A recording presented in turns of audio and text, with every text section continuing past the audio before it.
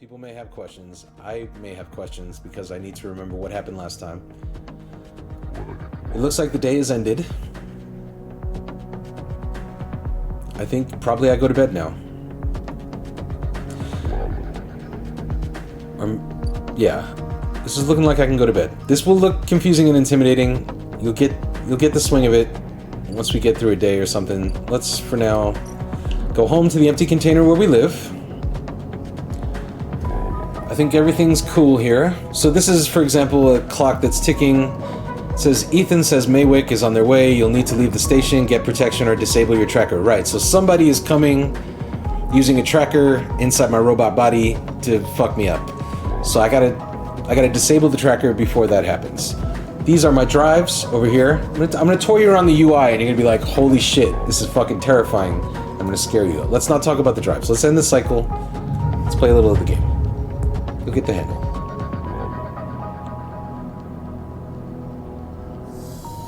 Alright. New day, new action dice. These are the dice. The higher the number on the dice, the better the chance of the outcome working. Each possible chance has a little indicator of whether it's safe, risky, dangerous.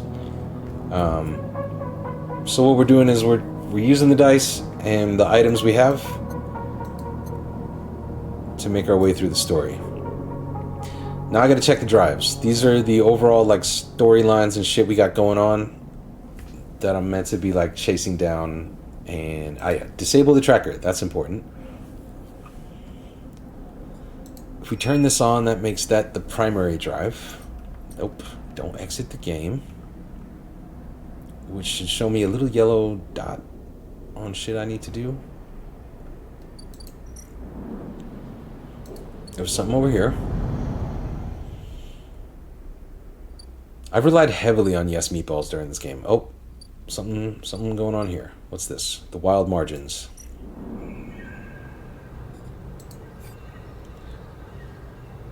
That's Dennis. What's happening?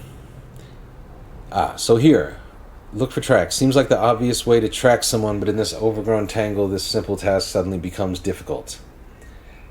Ashton. Ankita seems to think Ashton is out here at the wild edge of the Greenway. Time to see if that's true. Right. So I helped somebody named Ankita put a warp drive into a ship.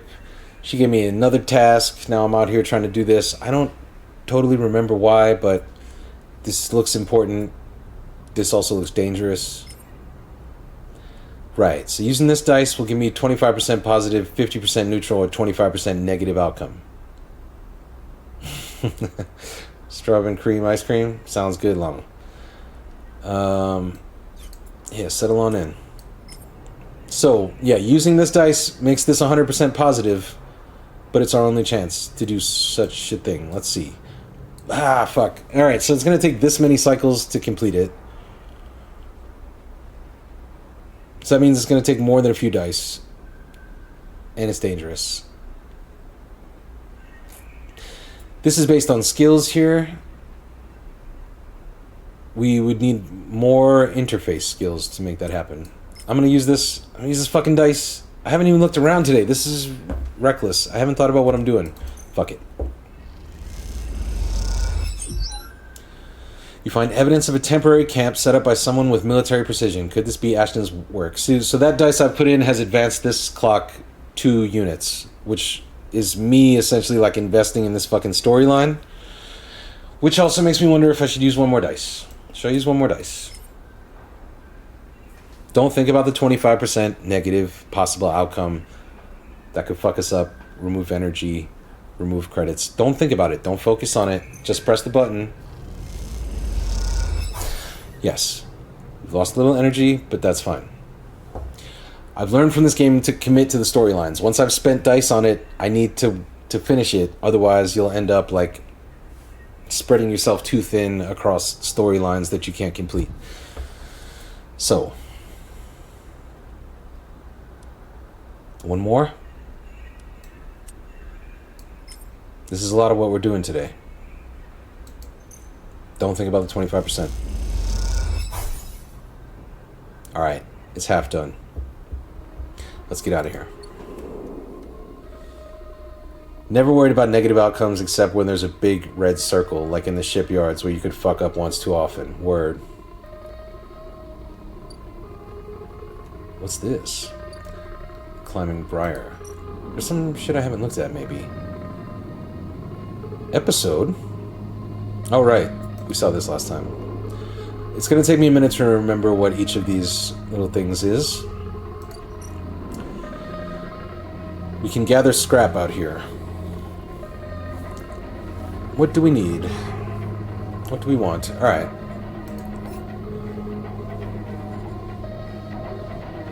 I don't remember what Fang's mystery is. Let's see. Crack the Conway. Fang is located at a Conway facility buried deep in the waste. He needs your help to crack it and expose Harden. Slot the first Ripper Worm. We have Ripper Worms. Let's put those somewhere.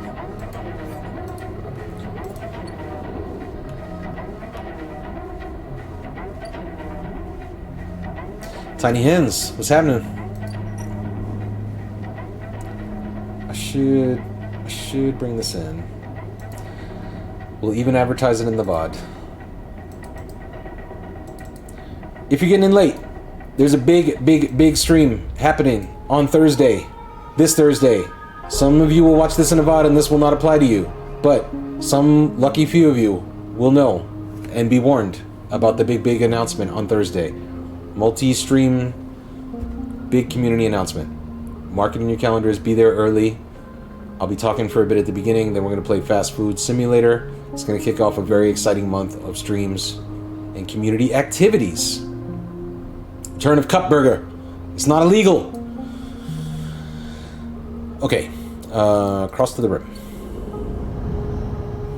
Thanks. I trimmed this myself. I thought I might go to the barber, and then I said, "Fuck it, fuck it, man." Ship mine core, right? That's where you get the ship mines. I don't think we need one of those. We need to slot a Ripper Worm, though. New shit. Ha ha ha ha. Return to Cup Burger.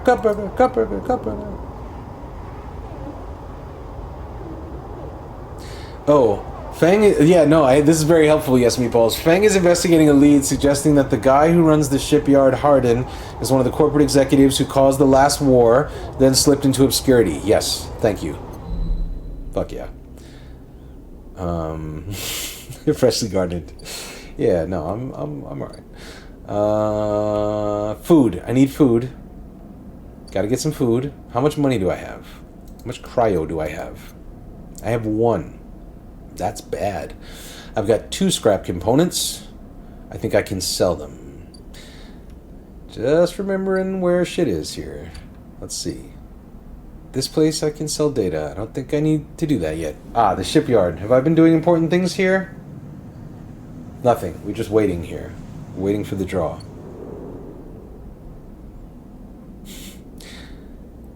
This game does feature a lot of why did I come into this room. Where do those Ripper Worms go? If I don't see any little yellow dots telling me that I should look there.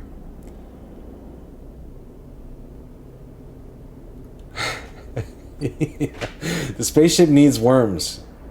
Tiny Hens. It's very important. I think I was investigating some shit over here. I think the Greenway, yeah?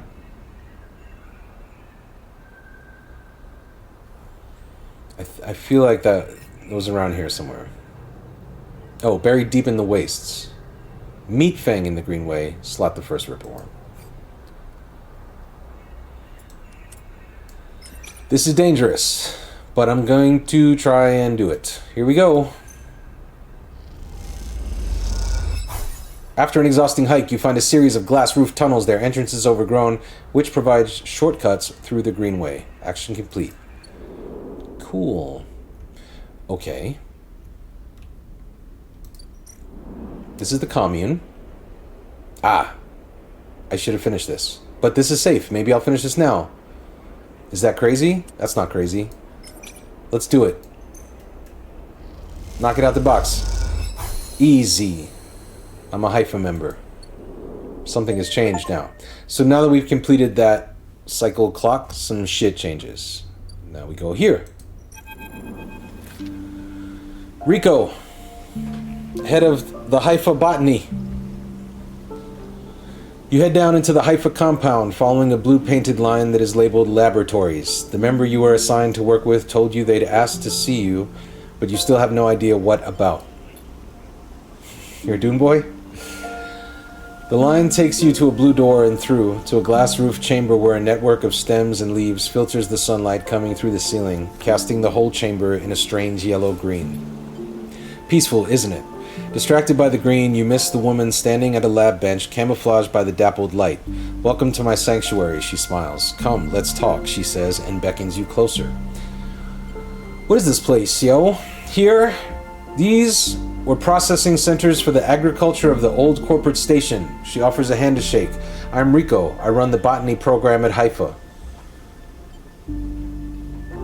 What's Haifa?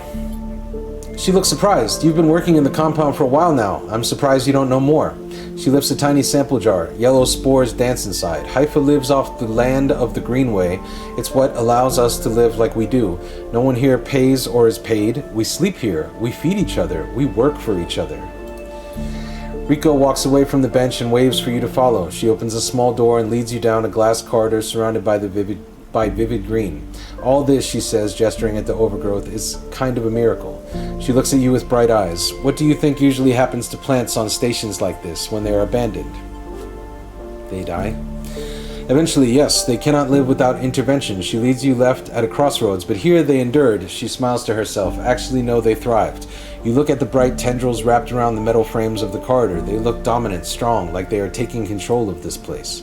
Rico continues. Of course, Solheim tried to create a stable biosphere here, patchworking the surface with gardens and algae tanks that feed into a network of microbial reclamation systems, but the Greenway was always envisioned as extractive, a place from which the harvest is removed and sold to those living on the station, not a closed loop. For this reason, when the collapse came, the Greenway should have gone with it. Erlend himself was so convinced of it that his first colony never even came here to try to reclaim it. The Eye instead relied on outside favors and influences, shipments from the inner system, and small-scale agricultural systems like kelp and fungal farm stacks. And yet here we are among growth and decay, a biosphere flourishing. When Haifa came here, we expected to find only vacuum-dried stalks and leaves, and perhaps some fungal colonies hidden in the mulch, but we found a jungle. With this, Rico hits a button on the wall and leads you through a large pair of double doors into a huge, impossible chamber. It is every kind of green, from the pale algae tanks to the dark vines that surround them. It is wet, too, a rarity on the Eye. Condensation clouds the light from the high glass roof and gathers on the shiny, broad leaves of shrubs. How, Sway? That is exactly our question. Rico turns to you, visibly excited by the room you're both standing in. It doesn't make sense, but in many ways the system has stabilized. Unlike the farm stacks closer to the gap who need input to support their meager output, this place runs itself. Perhaps Solheim managed something new here. Perhaps they tweaked the plants or built new systems buried deep below us. Or perhaps their collapse caused some fortunate cascade, an unlikely chemical reaction within the biosphere. That's what I'd like you to help me find out. She turns to you, her forehead wet with dew. Me?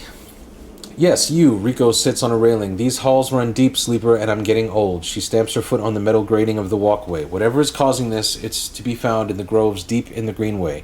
Haifa won't spare anyone for an expedition. It's too dangerous and unnecessary, they say. I can make the case, but I can't get the votes.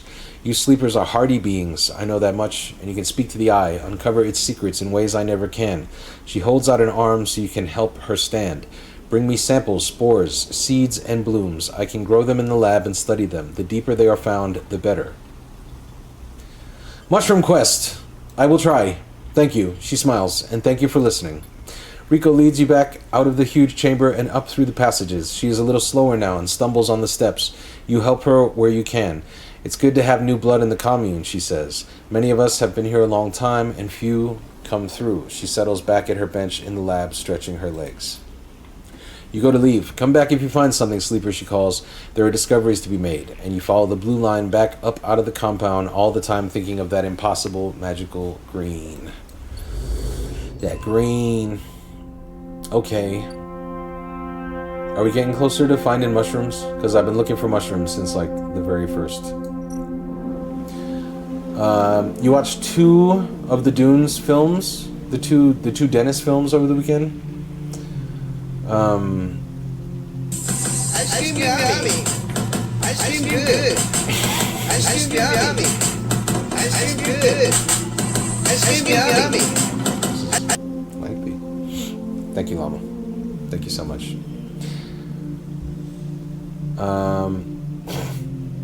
Sorry, I'm back in time. The 2 Dennis, are those the new ones? Oh, the double alert. Even better. Oh, good. I don't know how to stop that from happening. It's the blurb channel. I do know how to stop. I gotta fuck with my audio routing. A hyphy. Good night, tiny hens.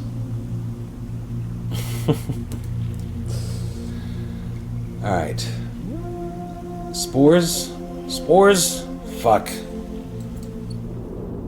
Do I have time for a spore side quest? I'm trying to slot a goddamn ripper worm.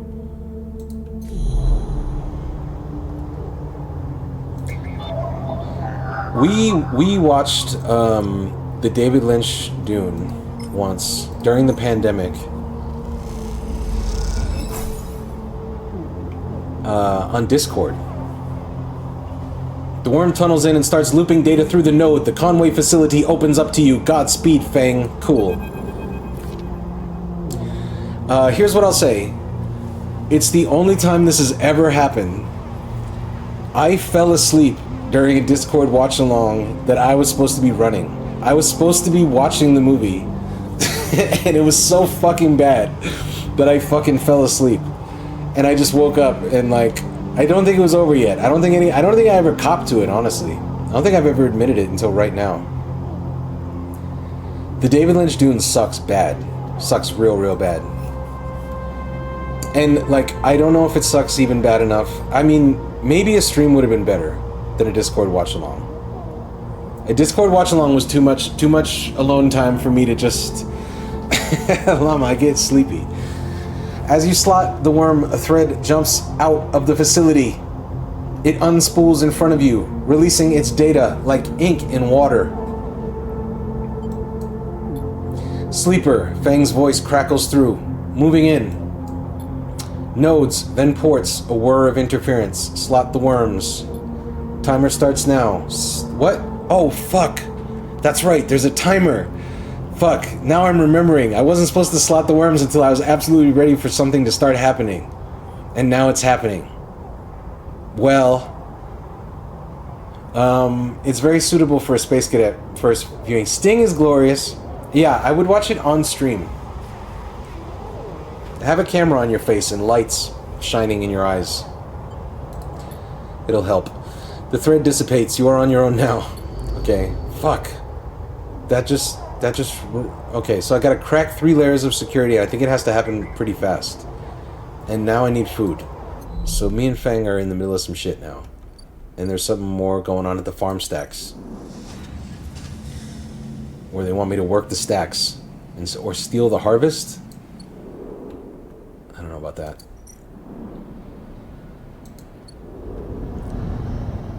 Patrick Stewart and the Pug. Is that in the Lynch one? Is it? Patrick Stewart is in the fucking... I don't know, man. I fell asleep. fucking movie's bad. I don't think David Lynch ever finished watching it. He was kicked out. Like, they didn't let him finish even directing the movie. Like, as far as I know, they made him leave, like, in the middle of production. We've got to sell the scrap. I was trying to join a criminal gang. Look, I wasted my time here. I don't think I'm going to do that. I think I've abandoned the gang. I've abandoned my gang. This is the housing unit. I was going to try and get scrap and move here. Fuck that. Not doing it. Here's the tea house. What can I do here? Nothing. I need food. Here's the stall. I don't have enough to buy it. There's an exchange, though. I know there's an exchange. Here it is. It's the Ort exchange where I can sell components, which I'm going to do. I'm going to sell one. Thought I had two there. What's that giving me? That's giving me enough to buy some food. Cool. And then I'm going to sell some more.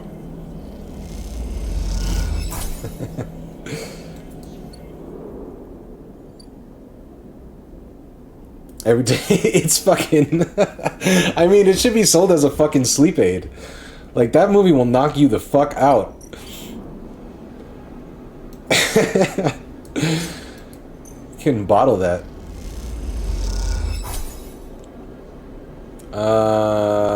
Alright. It's fucking bad. Yeah. I wanted it to be bad enough to be entertaining, but it's just like... It's hurtful bad. 2 upgrade points. I've got them. What I could use them on is some stuff. I could be hard to kill. I could keep 2 dice even when my condition is fucked up. That would be cool. That would make it so I need less stabilizer. Or I could get my shit together with my digital interfaces and maybe like make life a little easier for myself. Maybe I'll get to do that thing. Yeah, Flash Gordon was the shit. Did we... I know I watched that. I don't remember if I watched it on stream or in the Discord. Episode 1 didn't have pod racing with a lightsaber fight. I'm trying to think. Sting is in it, but who... Man. Somebody really terrible plays the fucking... And it like, Paul isn't bad. Homeboy from Twin Peaks as Paul. I saw the promise there. So we got food. We could use a little more food. I think if we go here to the Overlook Bar, we can get rations for 10. That'll fill up our food. Up here, which will improve the condition of the dice we get tomorrow. I don't think there's anything else I can do today, so I'm gonna go here. Go to sleep. Hope I haven't fucked up.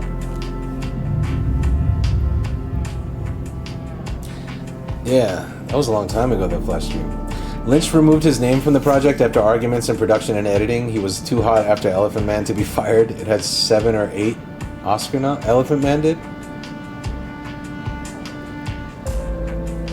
Yeah, I remember. I remember reading that they like replaced him, like they brought a new director in, and then let someone else edit it or some shit. Knew he wasn't happy. Knew he publicly talked shit about it upon its release, which takes a lot. All right. Okay, so we got some dice. We got to do important shit now. The music is telling me I got important shit to do. I've got to disable my tracker. But I'm just helping Feng, so that's that. We've done this. We've entered the Greenway. I don't know about Ashton. Ashton seems like a whole fucking... Ethan's protection? Rico's experiments? We're just waiting for the ticket draw.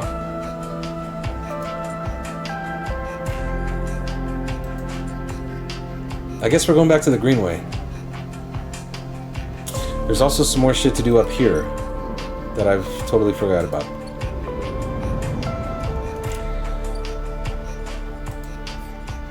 Where are we? The farm stacks, the vertical farms. Look at this! What is this? The Haifa dorm?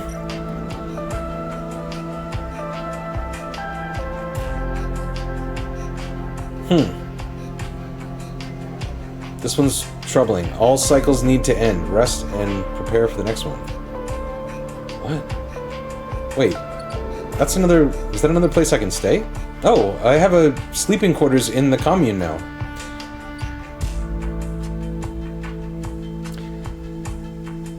Maybe that is a setting. yeah, no, I'm not aware of that.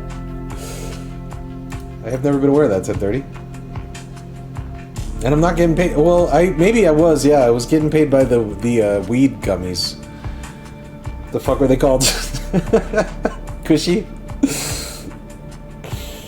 Fang's progress.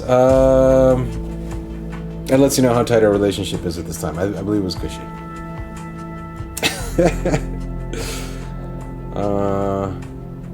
Okay, Fang. This is Fang. Okay, right. So, timer on the terminal shows how many cycles you have left to get the data you need. Come on, Fang. Right. 1, 2, 3, 4, 5. Okay. So I've got 5 cycles to get the data I need. Here's the wild margins. We've already started tracking Ashton, so we might as well keep going. This is the first thing we started doing, so let's finish. Let's just do it. We're doing it. Commit.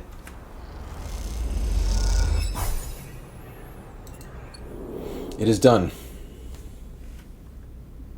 I think it's done. It's not done! Oh, why isn't it done?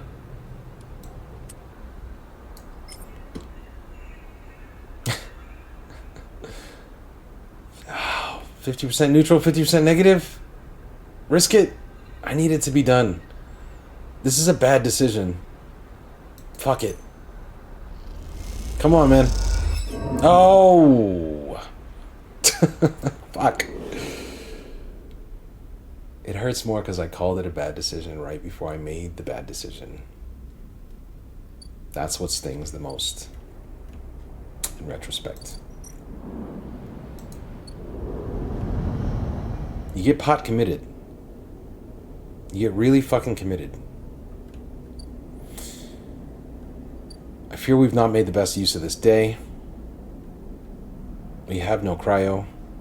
I can use this probably to hack a thing. Let's hack a thing. Nope. Not that thing. Maybe something else? Not that thing. Lefty! Here you go, Feefer. Aw. No, Feefer. Lefty, welcome in, yo.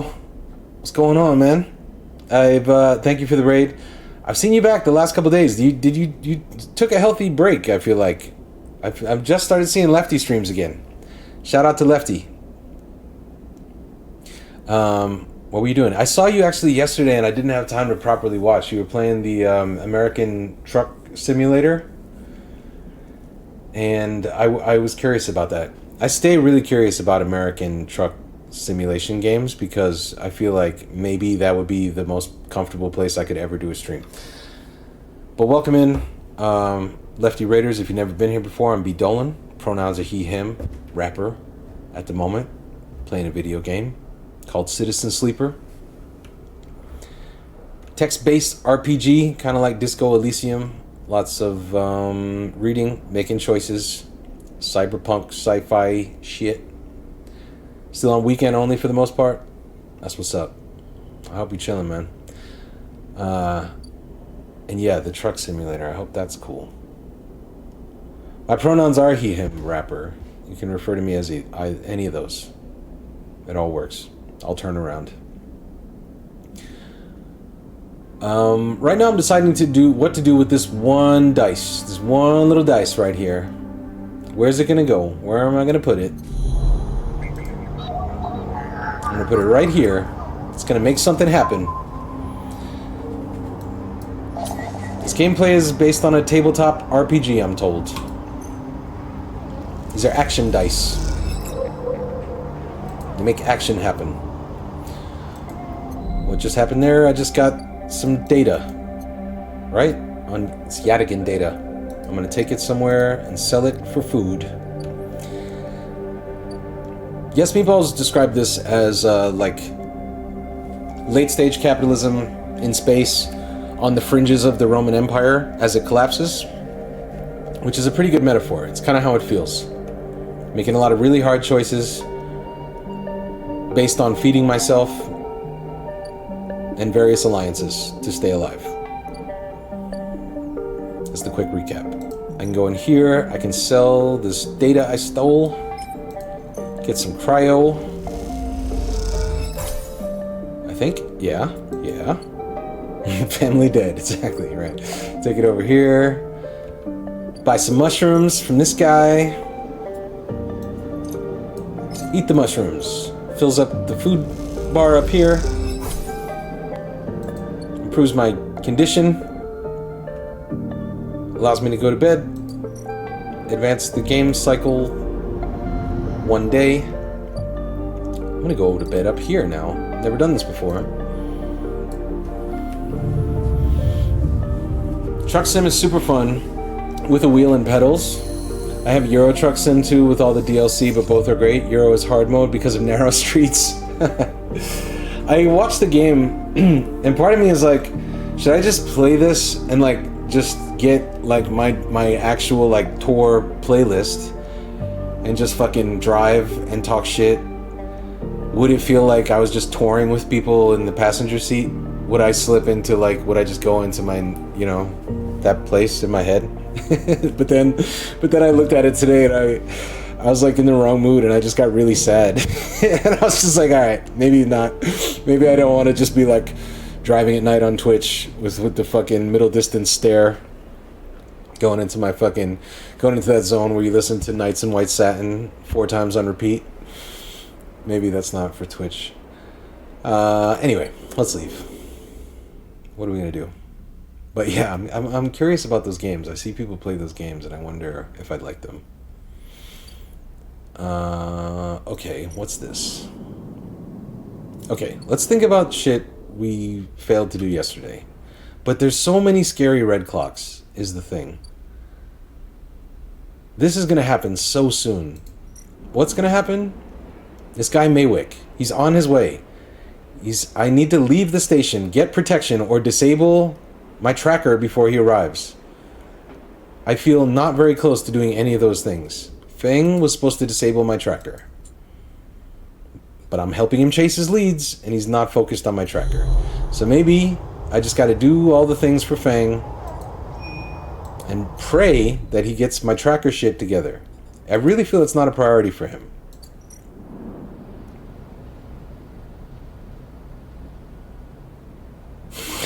The high point in the next 15 hours will be stopping the shit in the fucking... Yeah, just like really shopping at the fucking gas station. How realistic are the gas stations in Truck Simulator? That's an important question.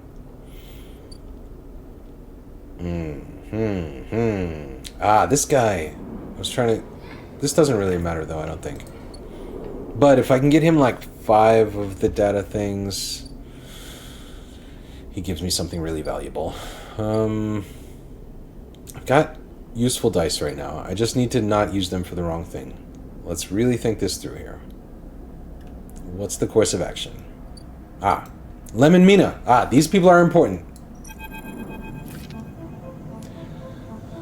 This is a shipyard worker and a child in his care who we really want to see get on this ship and get off the space station. There's a big draw. There's a raffle to see who will get a seat on this spaceship. We have invested lots of energy into getting these 2 people off the space station because we love them. Can it recreate being too high at night and having to go to the petrol station shop and scratch and sniff all the air fresheners to try to ground yourself a bit? How realistic is the flicker of the neon in the bathroom?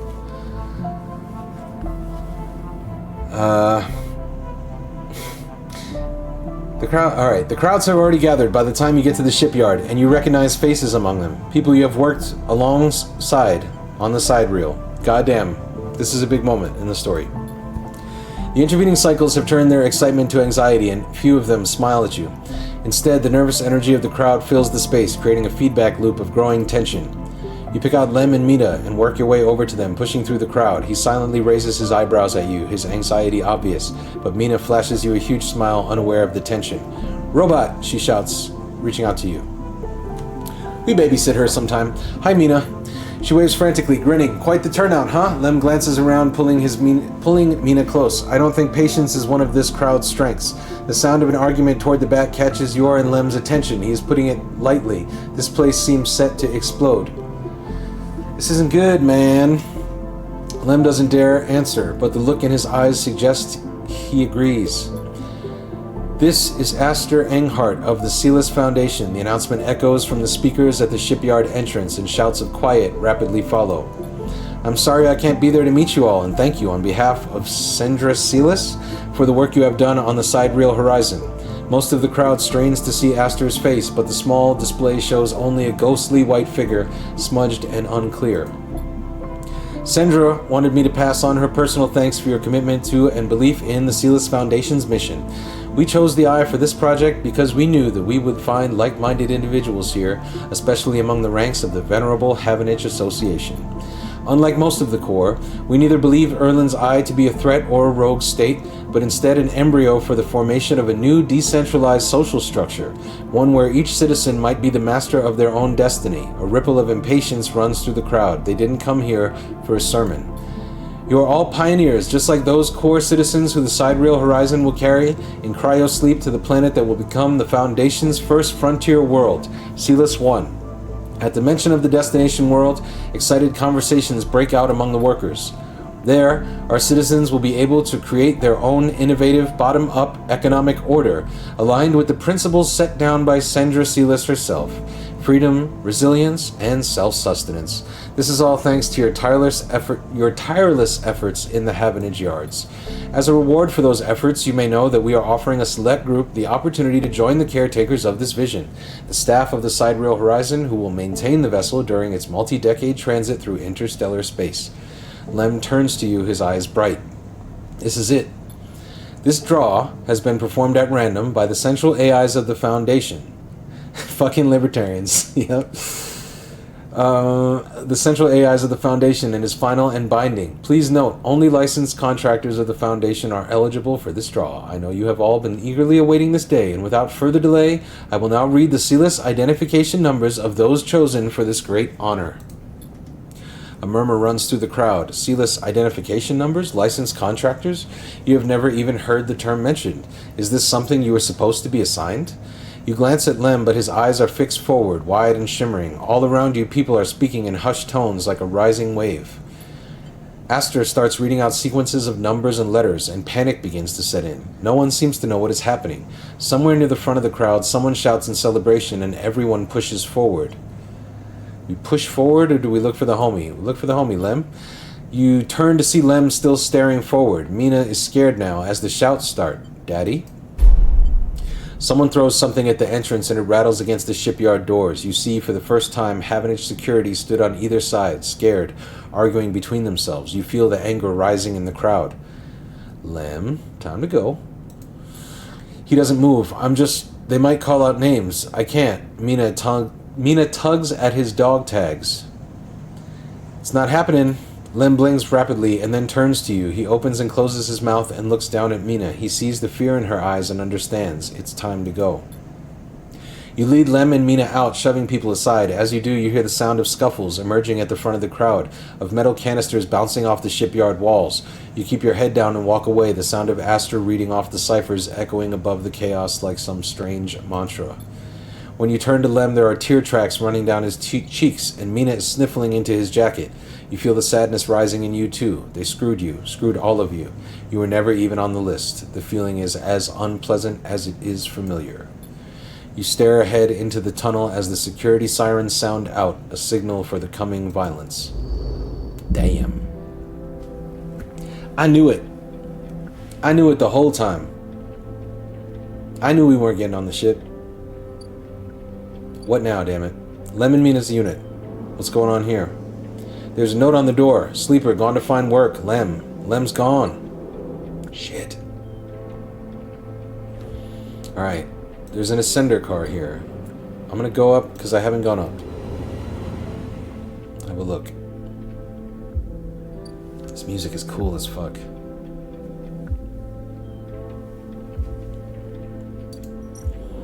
This is the hub.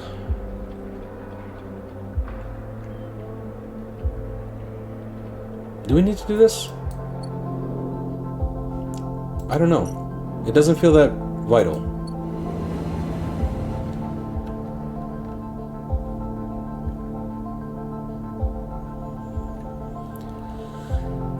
I think I gotta go help Feng. I think I only had like 5 cycles to get that done. So I'm coming back over here. Oh my god. This is so scary. I got like 4 cycles till the person's here. Fang and his leads, and the ripple worms. That's what we gotta figure out, I think. Where do those go? Here? Okay. This helps Fang. Let's help Fang.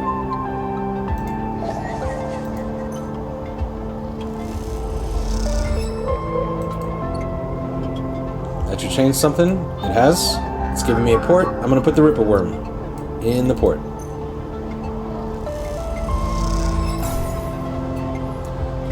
Layers unlocked. Fang's progress is moving. Maybe we just finish this. Let's. Hopefully we can. Let's see. Yes.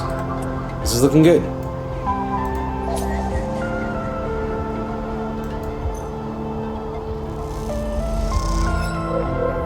Oh, we're ripple worming.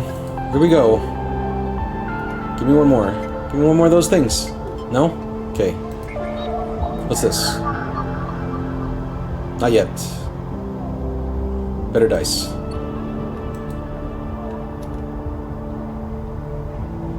Alright. This might have changed some stuff out here, maybe? Maybe not.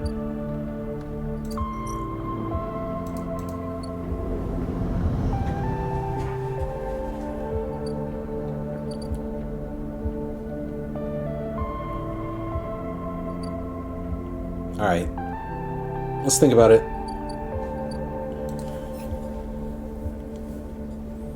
The green way? We were on our way with that. Let's head back. That might be the one. Feels important.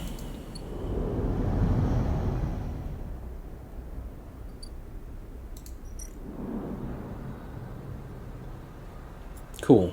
This shit's risky. We got decent dice. We're on our way to doing it. 50% positive, 50% neutral over here. Or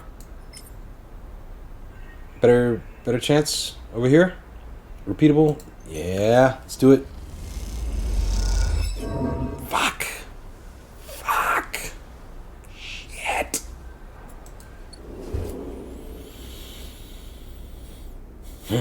Alright. Bad dice. They're all full in Euro Truck. Oh, just look at the side. Wait, there's really bathrooms in Euro Truck?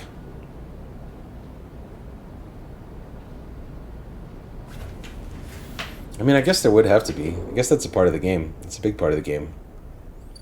Gas. Rest stops. Hypha Labs. Spores. I don't have spores. Where am I supposed to get spores?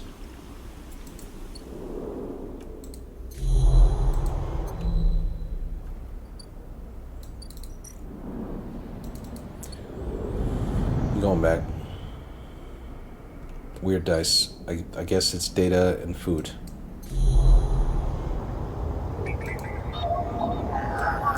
Well, data. Sell that shit. Get food. It's the way we end every day. It's what we do with our bad dice. Take it over here. Got this stuff, the Havenage data. We take it to, where the fuck do we take that? We take that over here. It should have trucker crack.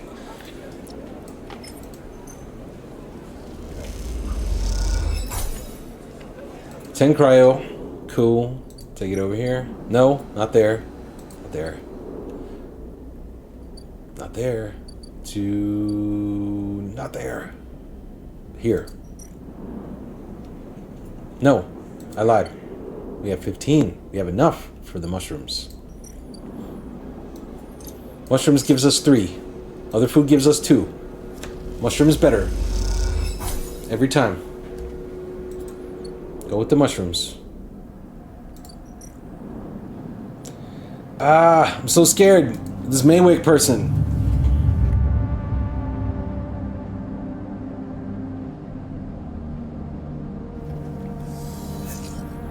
Ah, I got that dice. I got that good dice I need to do that thing. For Fang. So I'm gonna go do that. Because I got like 2 cycles left till the Maywick person is here. Fang is at this point my only realistic chance of getting this tracker removed. I've not done anything with Ethan because he sucks. I don't like him. I don't like his face. I don't like his general demeanor, attitude. So I guess I must come over here. Shit here. Valuable dice. Got the port. Go here. Another Ripper Worm. Start the action. Fang, do your thing. The Ripper Worm fries the drone's network link. Now they can't report anything. What are these? Oh my god. This has to be the final security layer. Hold on, Fang. I ain't got that dice. I don't got that dice. Fang, we're fucked. We're totally fucked. I got none of these dice. Wow. Okay. That's a problem.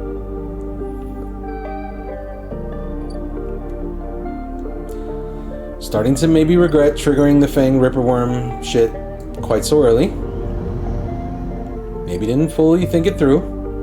Might suffer the consequences as a result. What's to be done? What can I do? I can sell stuff there. What's happening here? Right, nothing. Come back to this.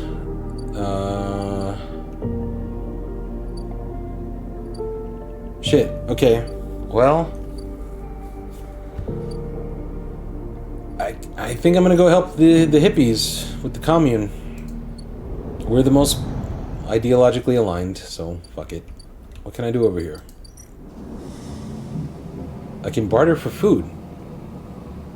Stealing the harvest feels like a bad idea. Work the stacks. It's safe. Let's see what happens. Cryo. Okay. That was fine.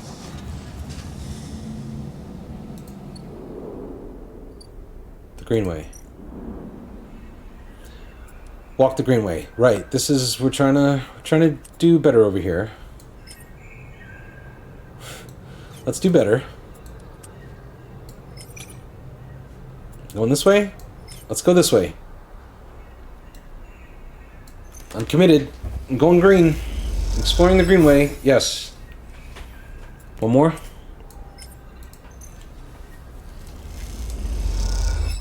Fuck. Alright. Well, we don't have a lot of food. Oh, I fucked this. I fucked it up. Alright, we're going to bed. I didn't do great today. Not great work. Going to bed a little hungry. It's interesting. It's kind of interesting when you fuck up in the game, though. We're about to see what fuck-ups produce. I do gotta think before I put worms in things. It's real. You're always saying that. Some dice. Maywick is so close. I am so scared. And I'm starving.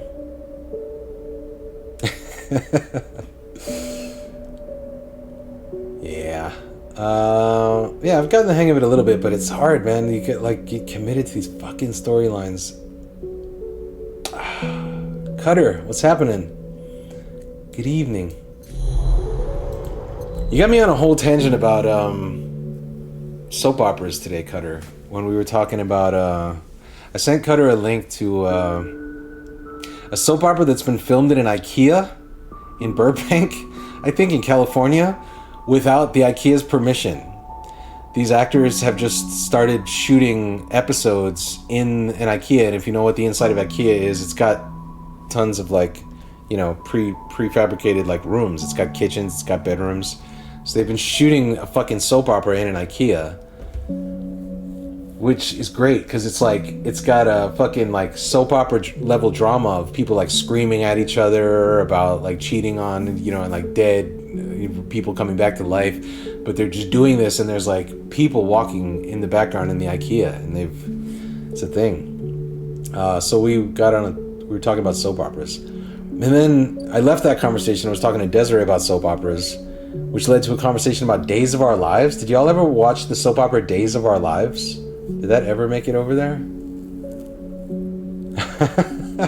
You're doing good. You're doing great, Cutter. This is going to be preserved forever. But yeah, it led to a whole conversation about the soap opera Days of Our Lives. Is that not from Friends? Did they watch it on Friends? Really? No, it's that. So which it led me down a whole fucking conversation because I ended up like looking up, because Days of Our Lives was always on TV when we were kids. Like my aunt was my babysitter after school when I'd come home from like kindergarten and shit. I'd get off the bus at her house, and she would just watch me for hours until my parents came home from work, and she always had Days of Our Lives on. And it was wild. I was thinking about it, like, I wonder if it would be good to watch on stream. I wish I could find versions that had the commercials. But yeah, the fucking show has been on the air for 60 years. It's been on longer than I've been alive. It's fucked. It's real. Miss Peaches, you still watch it? That's what's up. It's fucking crazy. Desiree was saying her mom remembers watching it when, like, she was a kid, homesick. And, yeah, it's a fucking crazy storyline. Yeah, it's definitely real. Yeah. There was a possession. There was a fucking, like, there's a character named Hope who's just died and come back to life like so many times. She's been buried alive. She's been through it. Hope's really been through it through the years. There's a guy with an eye patch. I remember him. You started watching at 5 with your grandma. Yeah, 60 fucking years. Crazy. Like, apparently the show is now about the fucking grandkids, I guess, of the original. I mean, or they must be generations deep. I guess Luke and Laura is the beginning of Days of Our Lives, which, like, Luke and Laura I only know as like a reference that I've heard older people who were born in the 70s make. It's almost as old as the country. For real. Oh, they're on General Hospital, right?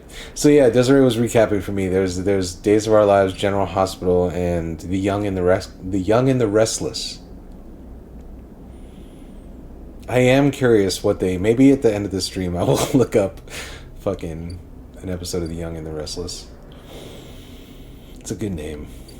Alright. What's up, Miss Peaches, also? So I got some dice, and I need food, bad. So, I gotta use this dice to get some food. How will I do that? I will go here, where I can deliver things. This is safe. 50% neutral, 50% negative outcome.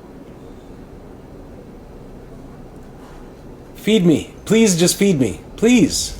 Please just feed me. Yes. A little bit of energy, a little bit of cryo. Love to see it.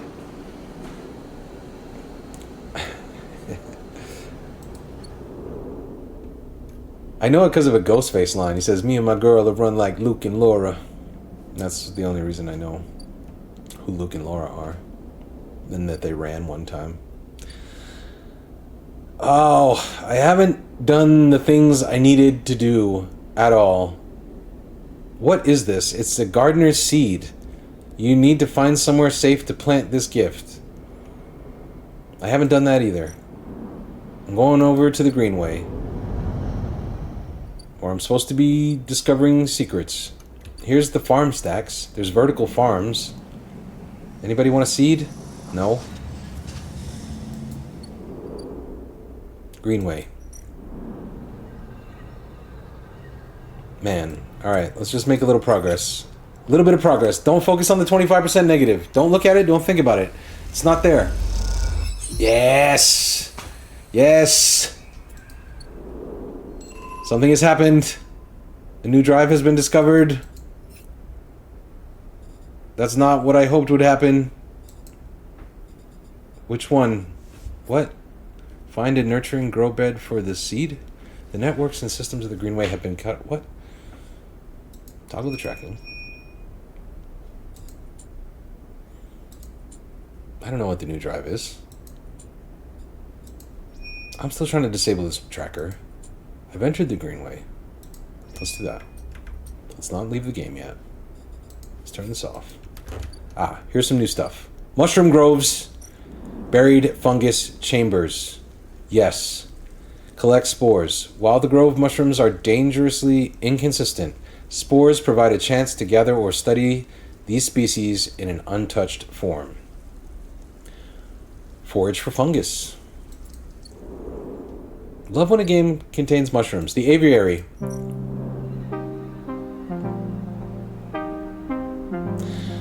Clear overgrowth. Once a corporate garden for impressing guests with gene-tweaked birds, now this chamber is a mess of overgrowth. You can change that. I've got a... Wow, okay. So this is probably where the seed goes, would be my guess. The music rules. Yeah, I've been putting this soundtrack on. It's on YouTube and streaming services. It's a damn good soundtrack.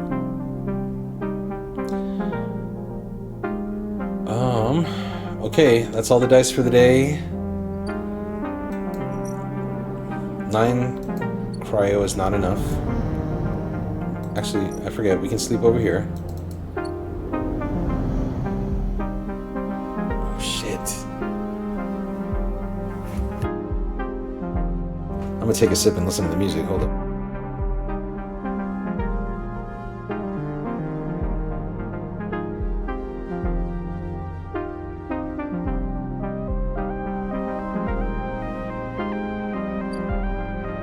It's good. Queens of the Stone Age? I don't know them like that. Melodically, it reminds you? Because I don't think they sound like this. I could be wrong, though. I really don't know a lot about that band. Spores. Okay. Go sleep. Fuck.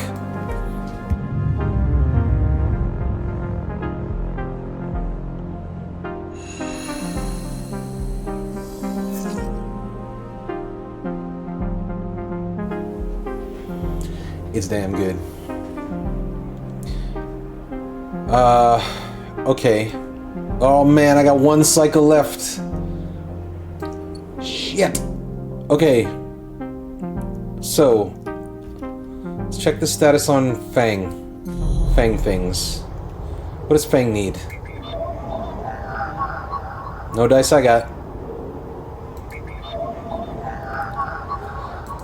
Well, I've put all my eggs in the Fang basket, and I'm left with 1 Ripper Worm too many. I think we're going to find out what happens when that mean guy comes to the station, and I have no protection. That's what it's starting to look like. This is a key I unlock with fungus that I do not yet possess. So I think I'm going to go over here. I'm going to go to the labs. Hold on. I had a sequence of events in my brain. I'm going to go to the labs. Here in the labs, I need spores. Yes, sure. But over here in the aviary, I got to clean up some shit. Oh my god, this is going to take so long. It's going to take a lot of cycles. But I could plant this seed, and I'm going to have to. But I'm also starving. My condition's bad. Someone's coming to fuck me up, I think, in like 1 cycle. What is this? This is Fang's progress. Fuck, I've got 1 cycle left to get Fang the data he needs. I don't have the dice to make it happen. Shit. Meatballs, I'm scared. Please hold me. I've made bad choices. For closure? I can still hear that last song in my head. Dum dum. So while it's still there,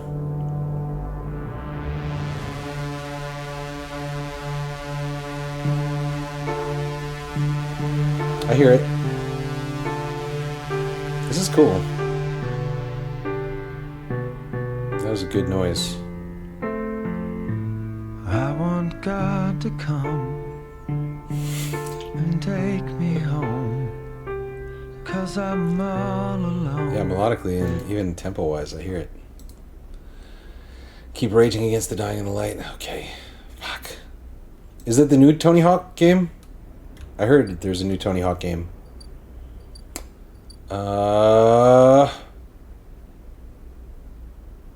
Well, shit.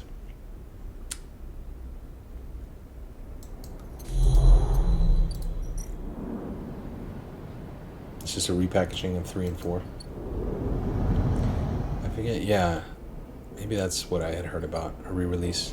Yeah. Ah, Lemon Mina. News. There's no answer when you buzz Lem's unit, but the door is open. You push the door and find Mina sitting in the middle of the floor, playing with Bun Bun. That's the rabbit. Hi, Mina. Hi, robot, says Mina sullenly, waving Bun Bun's paw without looking up. Where is Daddy? Mina doesn't respond. She walks Bun Bun across the floor, narrating quietly to herself. You look around the unit. It is a mess. Dishes and glasses on the side, some of Mina's clothes piled up in a corner. Mina is sitting by her bag, which is spilled out across the floor, her drawing slate cracked and dark.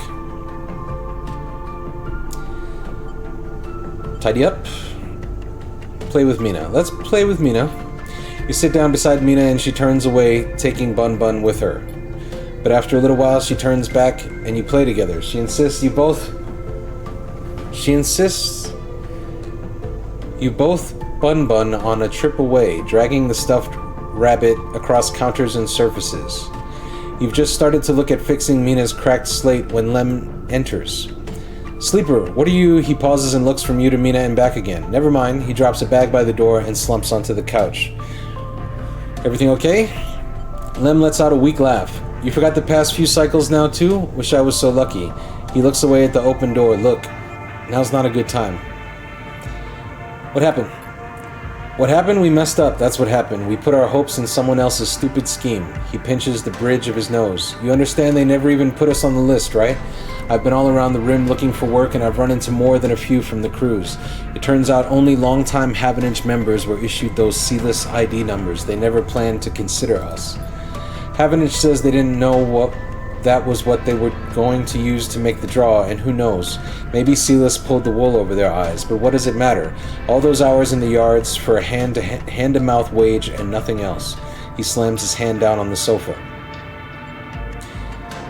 You're giving up? Lem opens his mouth to respond but stops himself. He looks at the open door again. They're moving the side rail up the hub now, you know, he says without meeting your eye. That's where it'll depart from. They're bringing in a ship with all their cryo-sleep pioneers and transferring them up there in microgravity before loading the crew. You could sneak on board? We could steal a ticket. We could sneak on board. You think they're just going to let people on board? The security they'll have has to be impossible. He looks over at Mina. Look, we'll be fine. We always have been. I just need a little time. He sighs. We had our hearts set on that trip is all. Mina comes over and climbs in his lap. He smiles. What if I got you on board? I missed you these past few cycles. I missed that optimism. Lem strokes Mina's hair. Look, you want to go up to the hub and ask around, be my guest. I can't get up there with Mina down here, and I'm sure the side reel will bring in a crowd, but be careful, this kind of thing always attracts scammers and thieves. You find any way on board, you take it. You need help to get there, ask me, but for now, me and Meanie here are sticking to the eye. She looks up at him and smiles. I'll find a way for us all. Yes, Meatball says Lem is his favorite character in the game. I've committed to Lem this far. I've babysat the kid. I know that me and the rabbit are on a first-name basis. I'll find a way, Lem. Leave it with me. Lem smiles but doesn't say anything. You stand to leave and Mina grabs your hand, eager to give you one more smile. Then you are out, back in the walkways at the low end, already thinking of plans to make this right. I have so many responsibilities. I have so little food. I have so little money. when I go to sleep, a bad man is gonna come fuck me up. I guess I'll get some food. It seems not the best use of these dice. Let me have one more look at the cloud. To my options.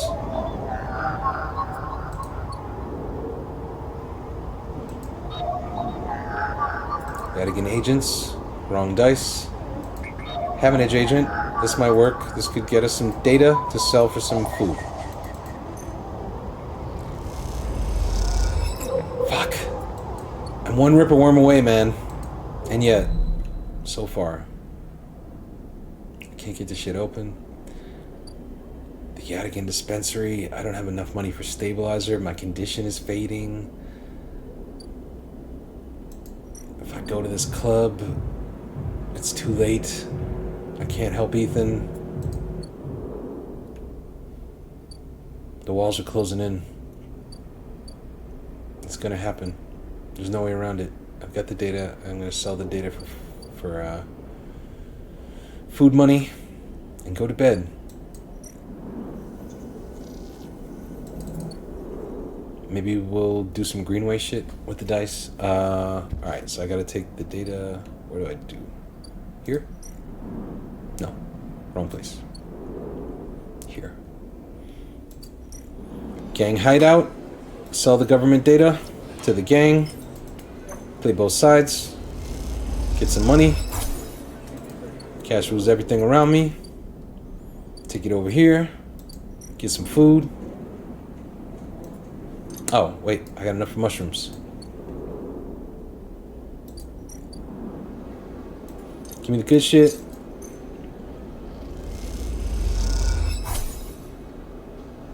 There's some energy. Alright, I'm gonna take the rest over to the farm place. Do farm shit. I think it's the only way. So I guess I'm just gonna clean up my little... Not the spores, not yet. But where were the spores? The spores came from here? Right, collecting spores, right. So collect some spores. Do it. Let's get some spores.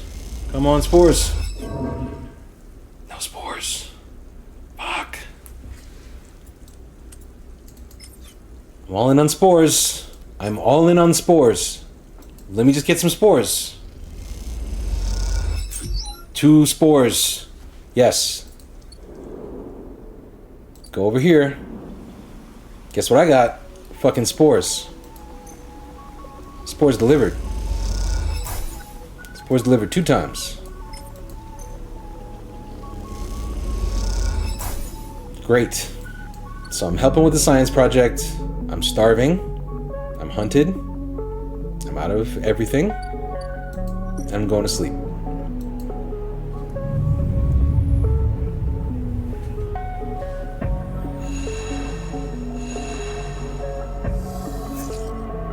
Ah, it's that dice. Oh shit. Oh man, you slip into the cloud, but before you do, you already know it is too late. You try not to think of Fang buried deep in the waste searching, but then something strange happens. A thread from the facility cuts through the cloud like a hairline crack of light. Fang did it alone! He cracked their system!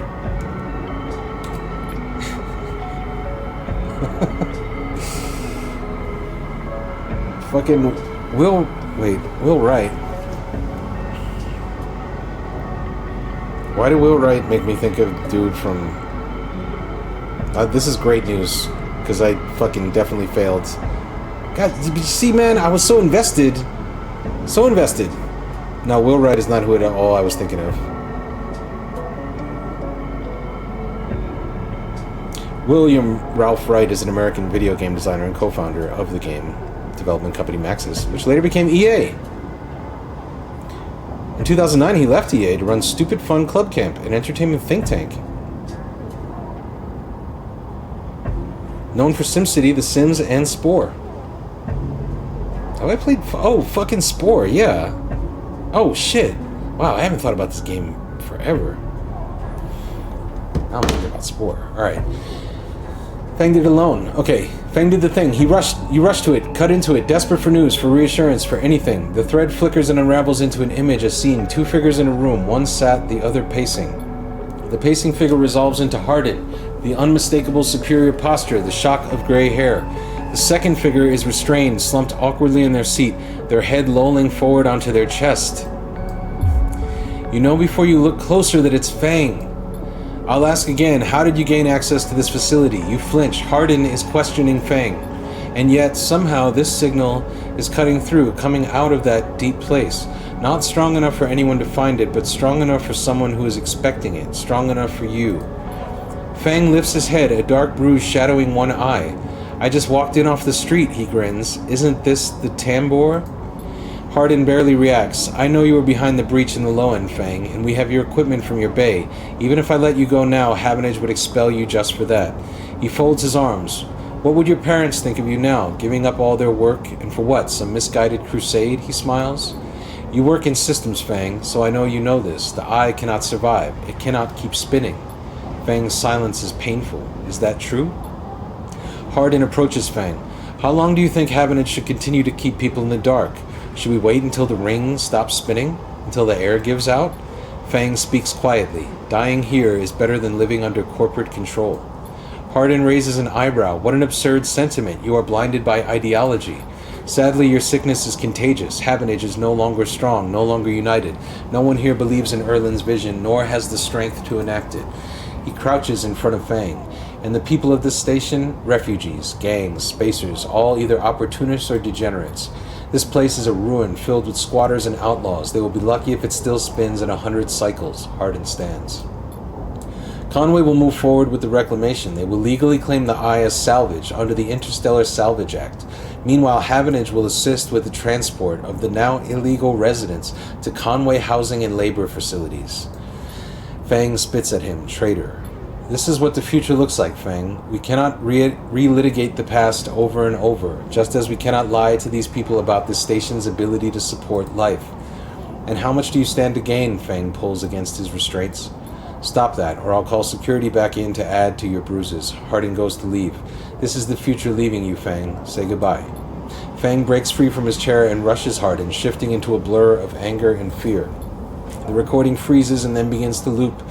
You freeze for a moment too. Then you quickly gather the recording, pack it into a polygon of purest light.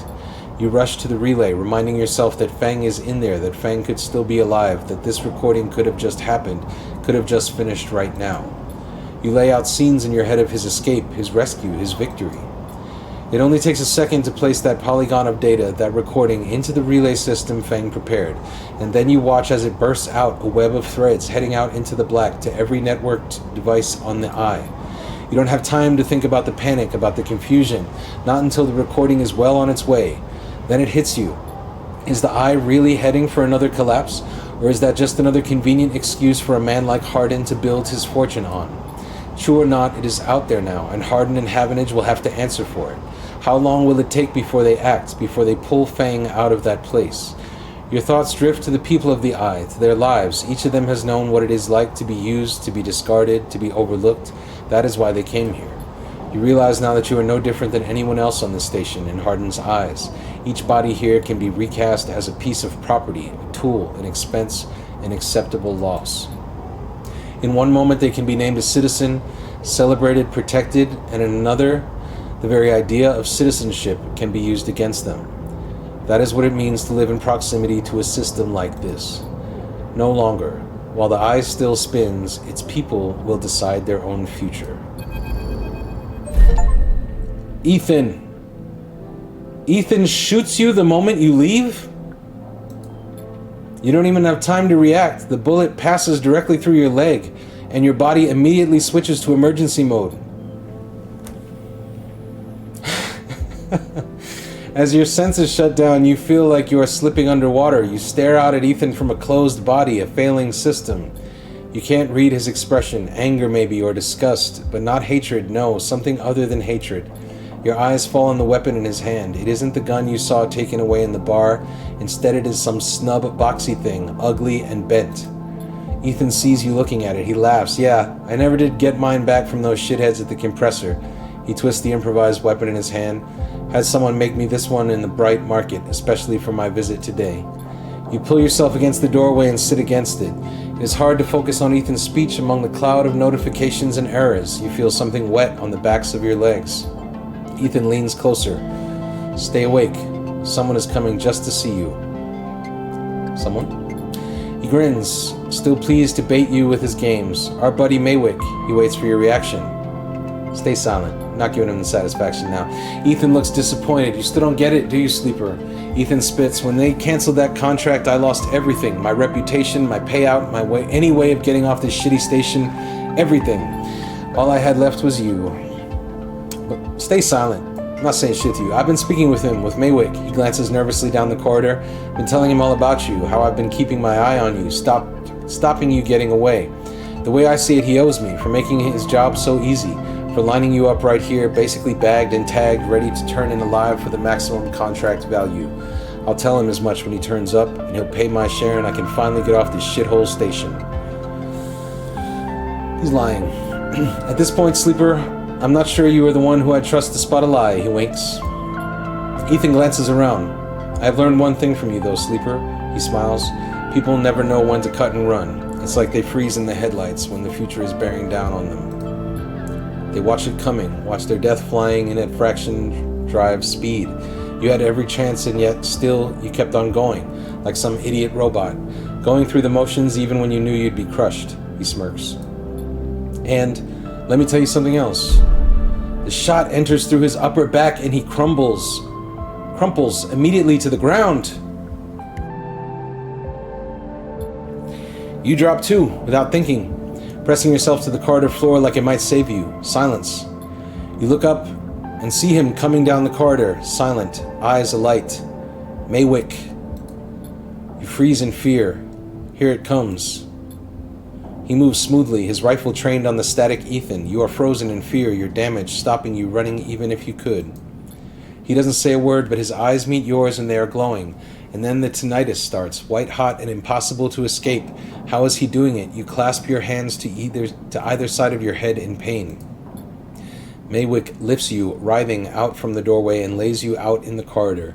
Your whole head screams with pain, but he proceeds slowly, even gently, laying you beside Ethan.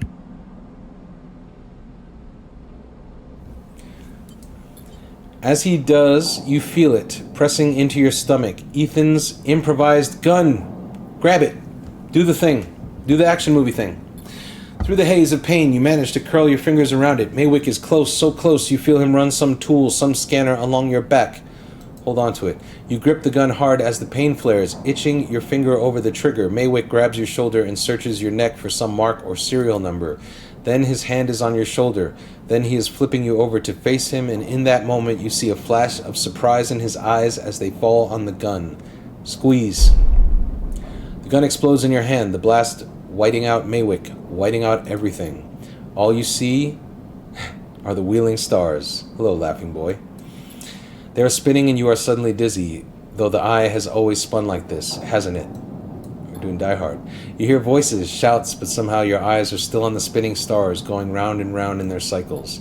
You know how this works. As long as you keep your eyes on the stars, you'll stay here among the people of the eye, because you know that behind them is nothing, just a gap that stretches to forever.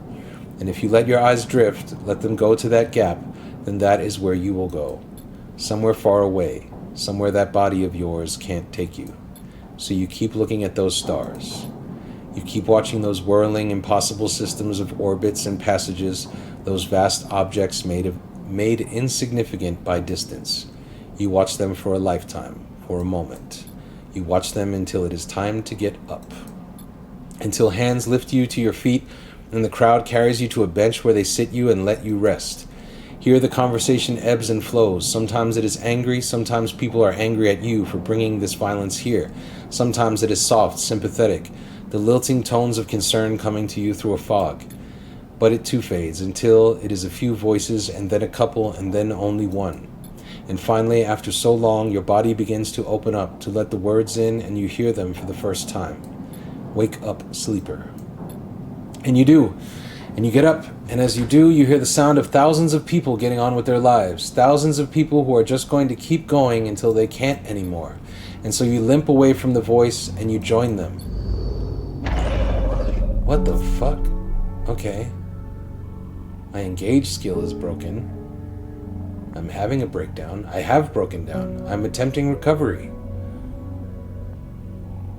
In the game.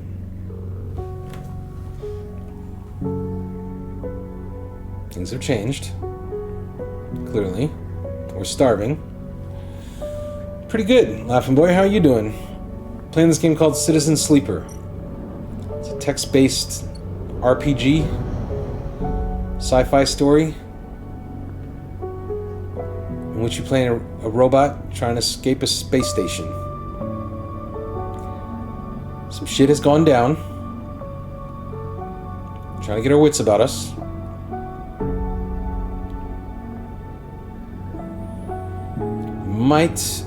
Might end the stream relatively soon. I'm going for a couple hours. I'm not sure where we are progress-wise. Got upgrade points. Oh. I've got to upgrade to repair my engaging process. Sure. Let's get that back together. Great. Maybe one more? One more thing? Here you go, Beaver. You're drinking. Mino! It's a Mino raid! What's going on, y'all? Welcome in, Raiders. Thanks for the raid, Mino. I'm in endgame. I could pursue the chapters that are the free DLC or go straight toward the conclusion. Okay. Midnight Oil. Yeah, well, perfect. Welcome in. Yeah, what were y'all doing over there? Thank you for the raid. Pezabit, thank you for the sub. 21 months.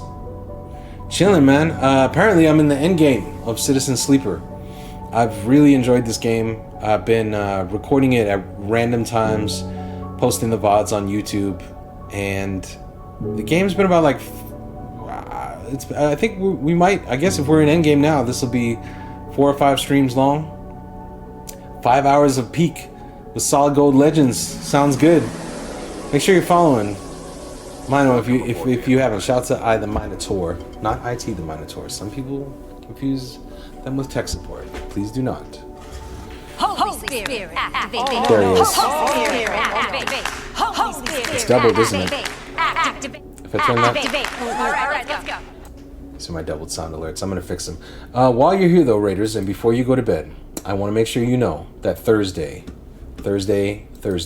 I'll be streaming again on Wednesday during the daytime. But the big stream of the week is Thursday. It's at this time. It's at 7 p.m. over there in Britainland. It's at 2 p.m. over here in America. And it's the return of Cutburger with a big community announcement at the start of the stream. That's all I can tell you. Don't ask me any more questions. It's a big secret. Nah, but it's something we've been working on for over 6 months. We are very excited about it. And man, I can't wait to talk about it. But we're going to tease it. We're going to wait out the announcement until Thursday. So get in early.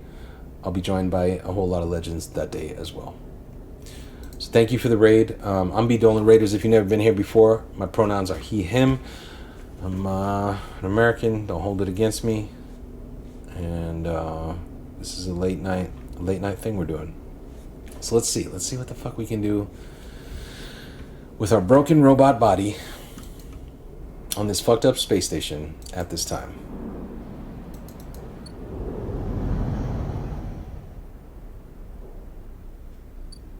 The labs. Let's go back to the labs. I'd love some more spores.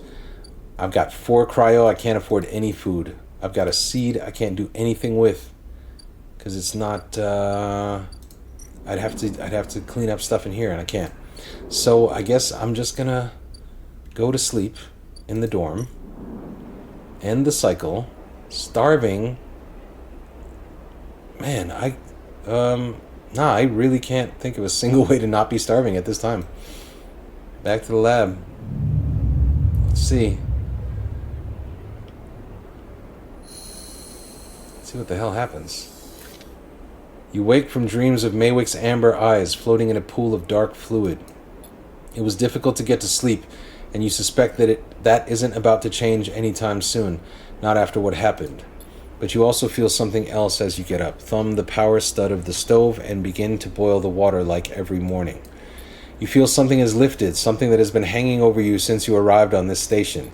You try not to think too hard about it, to question it. You just let that lightness stay, let it settle as you go through your routines.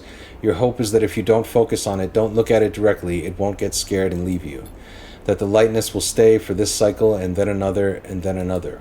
Because after all that's happened, a little lightness would be nice. Some dice. Alright. Huh. So has the story... Let's see what... Yes, he said I could pursue the chapters that are the free DLC or go straight towards the conclusion. I think I'll go straight toward the conclusion because I'm going to try and wrap it up. However, I kind of want to see this play out with the overgrown garden, and I don't know if I got enough dice to do it. I don't think I do. What's left over here? This is all done. All right. What about my drives? Disabling the tracker doesn't matter anymore. Maybe I just want to grow mushrooms. Maybe that's my new drive. I'm starving.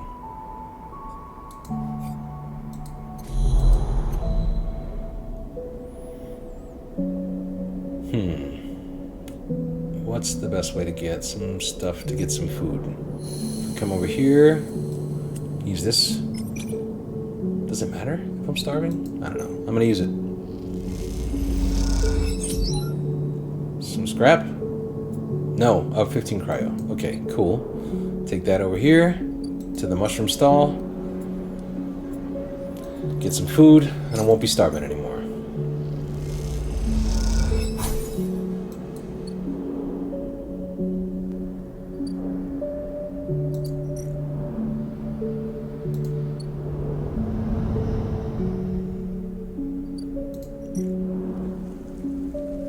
Collect spores. I think I just needed to collect one more of those, right? That's what I'm gonna do.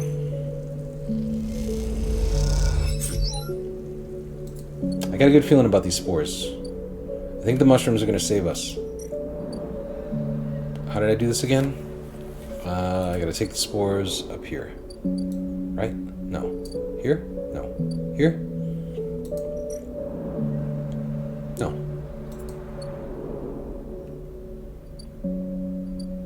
Here. Yeah. Okay. Spore study.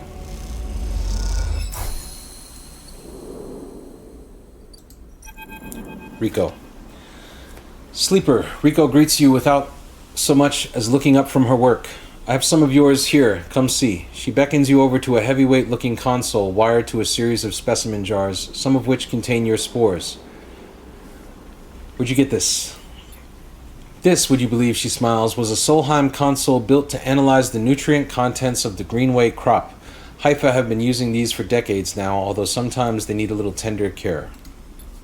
You look at the machine patched with hull offcuts, the gaps between which reveal a tangled nest of wiring.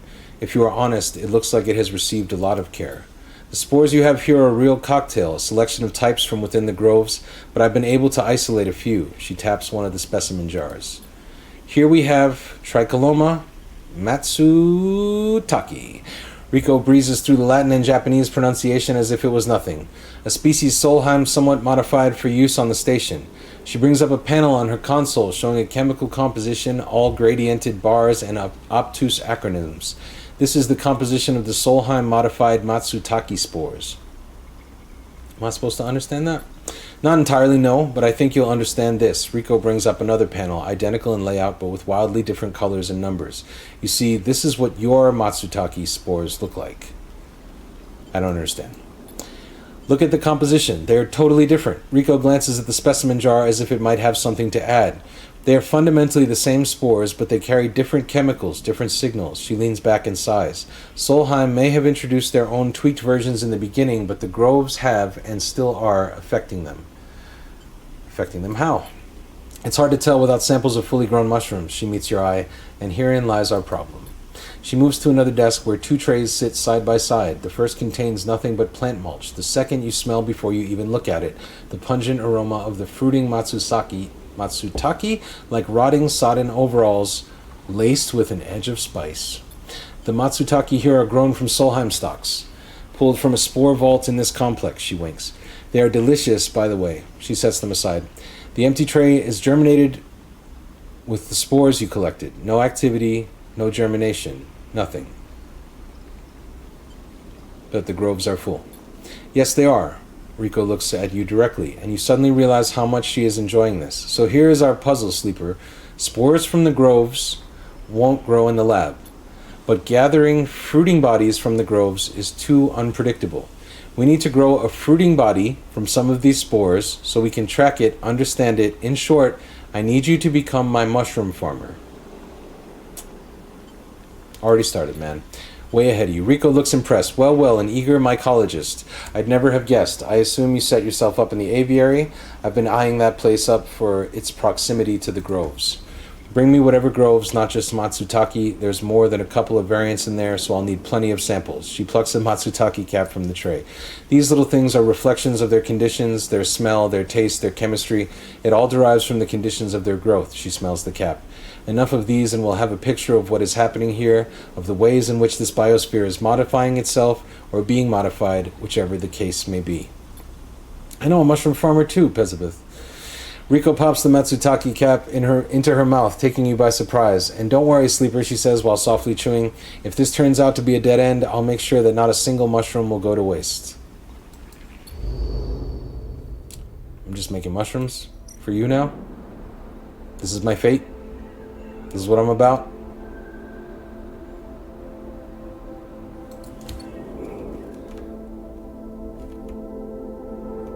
So this is interesting. So the corporate overseers have pretty much abandoned the place and sold it for parts.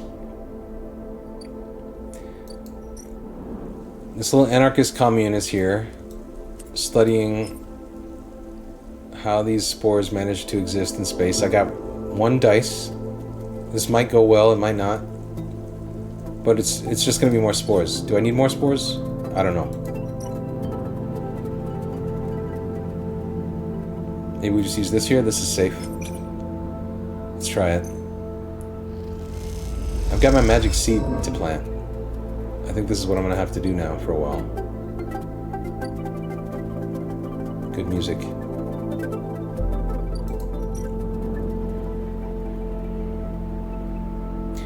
Alright, I'm going to end the cycle. Shoosh.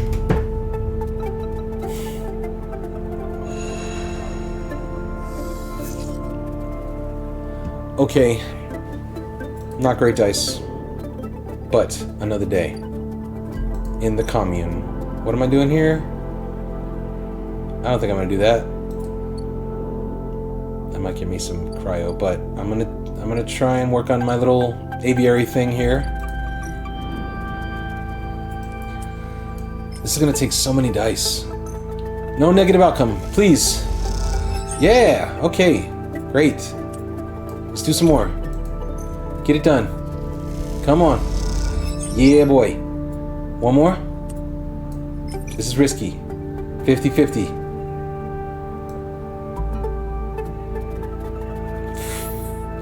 Fuck it. Doing it. Oh, don't make me regret it. Yeah, okay, we'll take it. I'm gonna go to bed now.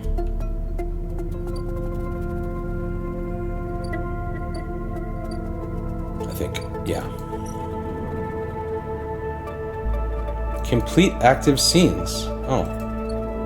I've missed a scene.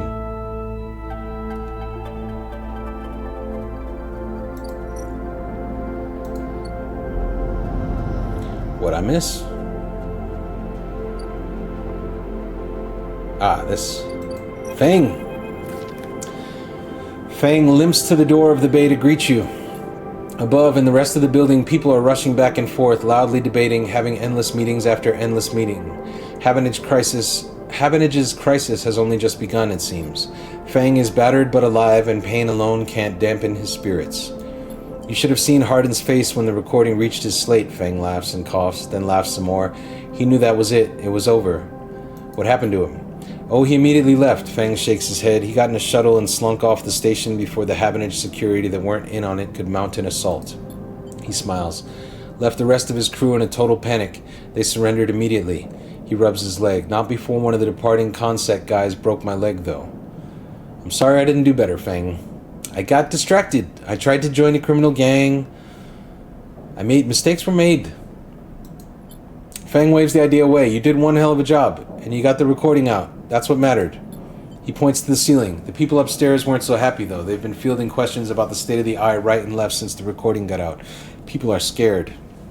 Is it true? Fang looks at you directly. Not if we don't want it to be. He touches a stack of hardware. The eye is old and it was never meant to run like this. The master control points that Erlen and Habinage installed, they keep it spinning from the rim. That isn't ideal. But if you are asking me if the eye will stop spinning next cycle, no, he smiles. And me and a ton of other skilled people will be working to stop it happening in the cycle after that. Hardin's problem was that he didn't believe in people. He believed in systems and their ability to shape the world around them. Fang squeezes your shoulder. But as far as I am concerned, people should be the ones running the systems, not the other way around. Anyway, Fang raps on the side of his terminal. I know you didn't come down here for a lecture. My tracker, dude. I haven't forgotten. He produces a thumbnail drive. I managed to finish that code solution I showed you. It's a modified Ripper worm, one made to deactivate that tracker of yours. But in the time since I got back, I added something extra. That tracker of yours doesn't just show S and ARP where you are. It transmits data about the state of your body, your current condition. My worm won't just deactivate it. It'll edit that data to tell S and ARP your body is irreparably damaged. DNR, do not retrieve. He grins widely. Pretty smart, right? Thank you, homie. Just slot it already. You take the drive and hold it in your hand, then you close your eyes and open up your access ports. Take down your defenses. The worm immediately enters your closed network. It whips through it, taking things with it as it goes. The moment they are gone, you forget they were ever there. They just blink out of existence. A second later, it is done. You open your eyes. How do you feel? Asks Fang, a little nervously. Free. Fang smiles widely. Well, you are free, sleeper. He claps you on the shoulder. Fang lets the word free hang in the air a little before he continues. Seems like it might be finally time for a celebration. Fang wraps his arm around you. Jenna still owes us those drinks. He laughs and you join him, and later when you leave, you feel deeply thankful for having such a friend. As you walk away from the building, you look up at the wide curve of the eye, up at the hub and the other rim beyond it. The whole thing twinkles with lights, and it seems impossible to see it as anything other than breathtakingly beautiful. It feels, in that moment, like something eternal. That doesn't mean it can or even should last forever, or that it will never change, fade, or decay. It simply means that in this moment, this place has a future, and it is one that you know deeply and truly is worth protecting. Damn. Well, shit. And now we just hang out? Is everything cool now? I can end the cycle. We'll see what tomorrow brings. I feel like I see where this is going. I feel like the mushrooms are going to be the key to this space station becoming self-sustaining in like the aftermath of fucking capitalism. I love that. I love that story. I love that for us. However, my health is declining, so... Man, fuck. Let's just do it. Let's just get this done. Come on. Yeah. Here we go. One more. You struggle with dried vines and creepers entwined around the structure of the dome, threatening to vent the garden into space. What's changed? Ah, so I can take the spores now and put them in here. I thought this would be where the seed goes, but it's not. Okay. Come back over here. Nothing to do here. A lot of spores. Going to sleep. Health is declining. End in the cycle.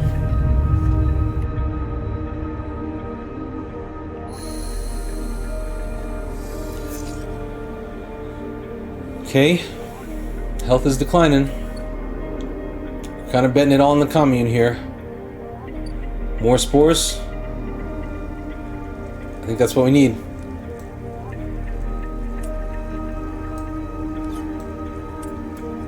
Let's see how many this gives us. Oh, none. Oh, we're starving. Oh, we're using the good dice to get spores. I got one. I wanted two. I'm going over here. I'm putting the spore in there. Fuck. And me with just one sad ripper worm. I'm gonna go to sleep starving. In the dorm. With the anarchists. For the movement. Solar punk. What happens now? Bad things? Nah. We'll be fine. I'm gonna go get some more spores. It's all I'm about now. It's all I'm into. It's my main hobby. Spores, please give them to me. Just one. I'll take one. Fuck. Oh my god. This is bad. This is really bad. I'm dying. The perk hard to kill is active though, so that's good. We do need stabilizer, but I just don't have anywhere near the money required. I have 4 cryo. I think it costs like 80. So I've just gone all in on spores. I don't know why. There. I've done it. I just went full mushroom guy at the end.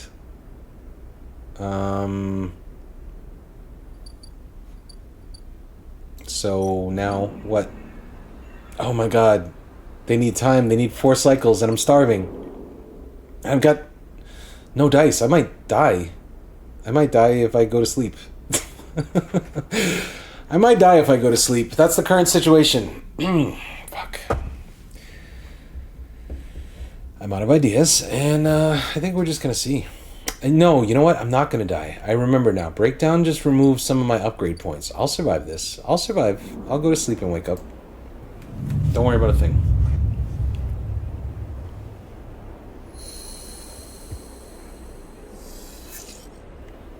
See? No problem. Okay. Now we should see about getting some food, I think. I think it's time. So, if I was me, desperately needing to obtain food immediately, where would I go in this whole space station while I wait for the spores to germinate? I would maybe... the wastes? There's scrap.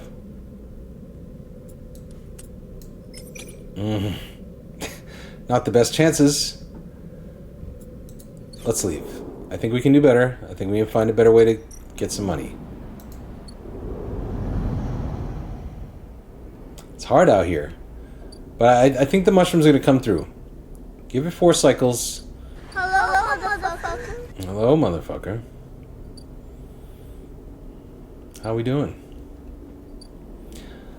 This is a reading game, Austin. Remember the Choose Your Own Adventure books? Remember those? This is that. Uncle Bernard is reading a Choose Your Own Adventure book on the internet late at night. Okay, so do I get some scrap? If I get some scrap, I can sell some scrap and I can get some food. Again, 50% positive, 50% neutral outcome. I think it's what I gotta do. Roll the dice. Please give me scrap. Please. Cryo. We'll take it. It's fine. Take that. Bring it to the mushroom guy. Come on over here. Give him the cryo. He feeds me. Food bar goes up. Condition improves. However, condition is fucked up because we need stabilizer. We're not even close to having enough money for stabilizer, and I don't know where we're gonna get it. I'm gonna cross over here. I'm gonna use my last dice of the day. In the farm stacks, I guess.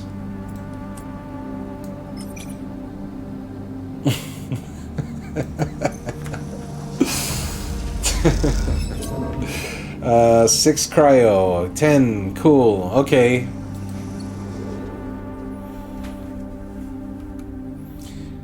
You have to tell you do art? Okay. Alright, I'm listening. Good quality and low price? Huh. I need art. I need art all the time. All I gotta do is drop my Insta or my Discord in the chat? I mean, that seems like a no-brainer. I'm gonna definitely do that. Do you need anything else? Not scam? Perfect. I didn't even think it was a scam. There you go, that's my Instagram. I think I have a command that'll do the Discord. Nice. I think I'm in on the ground floor or something. I'm gonna get some art. Just thinking I was gonna have to pay for it. This is way easier. Best art? Awesome. I would have taken second best. He's gone, Mama. He changed the channel. He changed it. I said Uncle's reading a Choose Your Own Adventure book, and that was it. Call of Duty was back. Austin has started streaming, y'all. Austin streams now. I don't want to give him a shout out. I'm scared. I'm scared to give my nephew a shout out. If he's here, I will give him a shout out. If he left immediately when I said Uncle is reading a Choose Your Own Adventure book, then he's not getting a shout out. Austin, speak to claim your shout out, or forever hold your peace. Forever remain shout outless. No chance. That's how he misses out. You gotta engage with the community if you're trying to build your channel, you know? You gotta engage with other streamers. Alright, we're going to bed. End the cycle. He's not in the viewer list, he's gone. Oh, I can't wait. I can't fucking wait. Oh, I can't wait. When's it gonna happen? When am I gonna see him next? What day is today? It's Sunday. He's home for the summer though, so I could pick him up any day. Or I could get asked to pick him up any day. He's gonna see me. I fucking love a Choose Your Own Adventure book. That was my shit, man. That was the original Safe Scumming. It was like holding your place in the Choose Your Own Adventure book and going back after you fucked up the ending. Alright, you going to sleep. We're in bad shape. Bad shape.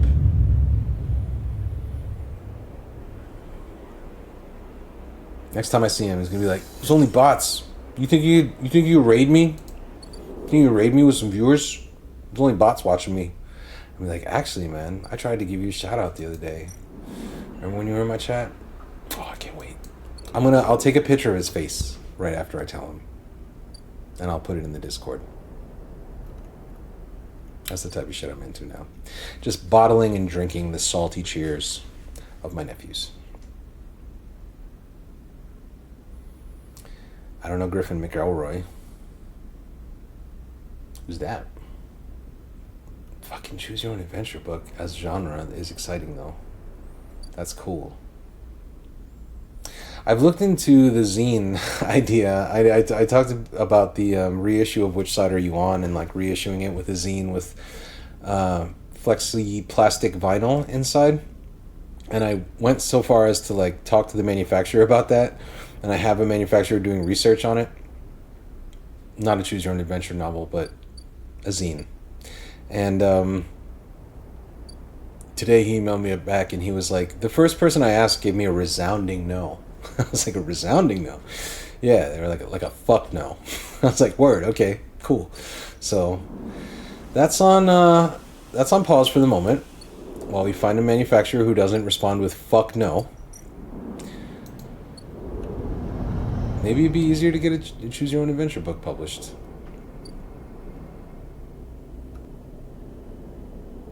Right. Adventure Zone.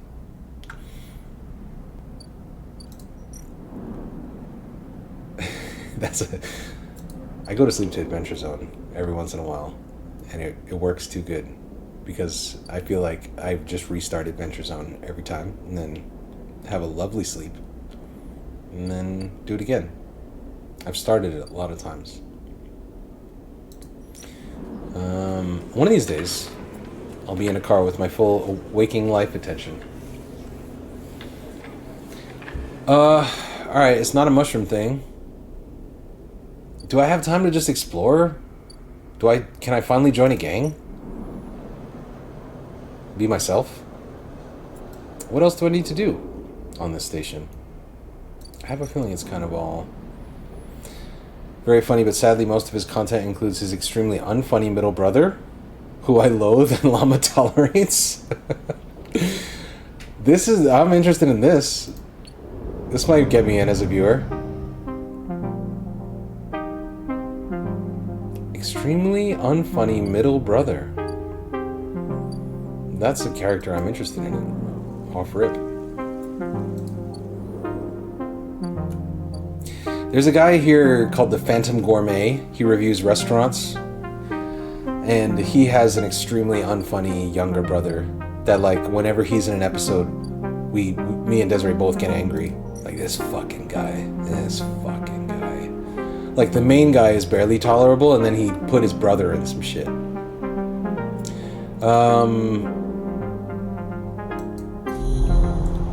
This dice, I guess we'll just work in the commune. The farm stacks, is that...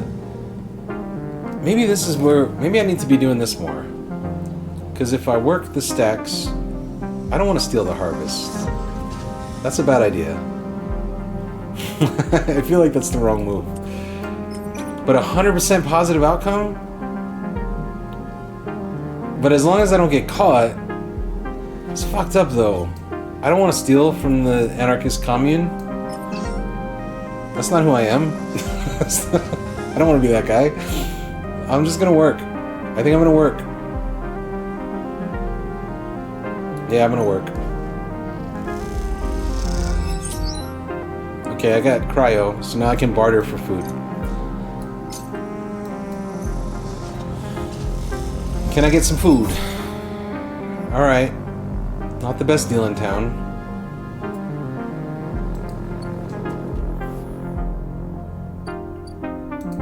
Anything I gotta do in the labs? Nope. They're only they deal in mushrooms over there. The wastes? Nope. I'm gonna take my cryo over there. Get some more food. Shit, I forgot about that place. I want to be in the gang. I'm joining the gang. I started joining the gang. I'm gonna finish joining the gang. I might not finish joining the gang. I don't know. I immediately regret spending that dice on that. This is how it happens. This is how you get into the gang life. This is mostly exactly how it happens. Food! What isn't risky and requires 1 dice? That is the question. Fabricator? Nope. This place? Nope, nope. This place? Maybe? Safe? Sure. Yeah. Cool. Now we go to sleep. End the cycle. Condition improving. I think mushrooms will be ready today.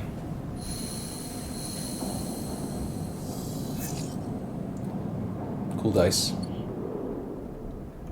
The mushroom farmer did in fact take some spores from me, which she has been growing. And I realized that it's time. It's time for me to holler at the mushroom guy and go, hey, can we see the mushrooms? I got IRL spores on their way. Haifa Labs. Billups has a new cleanup member. Members. Slugs. Ah.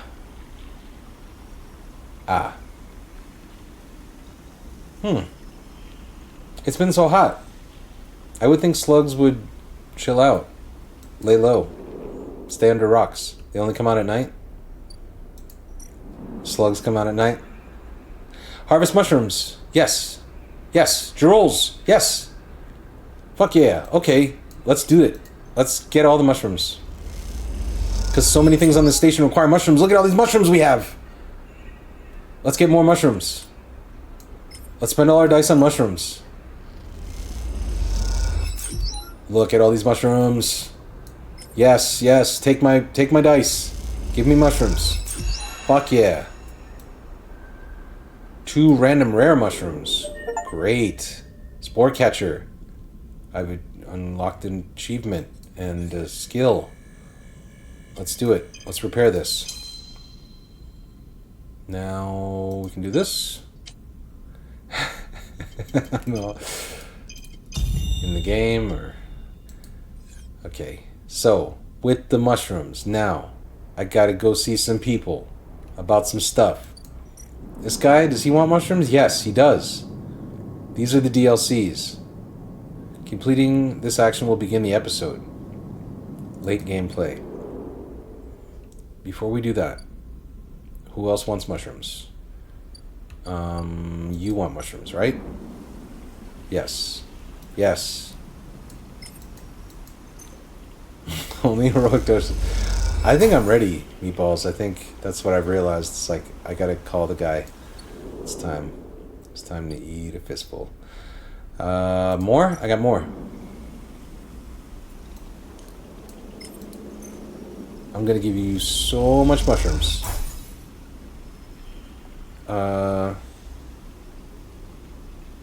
Okay. Oh. Oh, but these ones are the ones that really move the needle. What's that guy? Club head caps. Alright, and then we'll get some of... Or do we have the others? Or we don't? Oh, we have enough. Yeah! What's happening, Unreal? Chilling. This game is very chill. I'm farming mushrooms on a space station. Let's talk to Rico, the commune botanist. Rico meets you at the entrance to the lab, leaning on her crutch with a glint in her eye. Walk with me, sleeper. I'd like to tell you a story. She makes her way down the corridor that leads back up toward the main commune building. When people first crossed what we call Founders Gap into the Greenway, they did so against the wishes of Andre Erlin.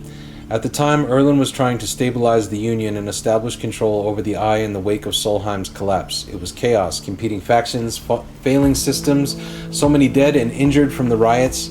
That was his priority. You both crossed through a glass-roofed tunnel, the Greenway outside crowded with vines and branches dappling the light.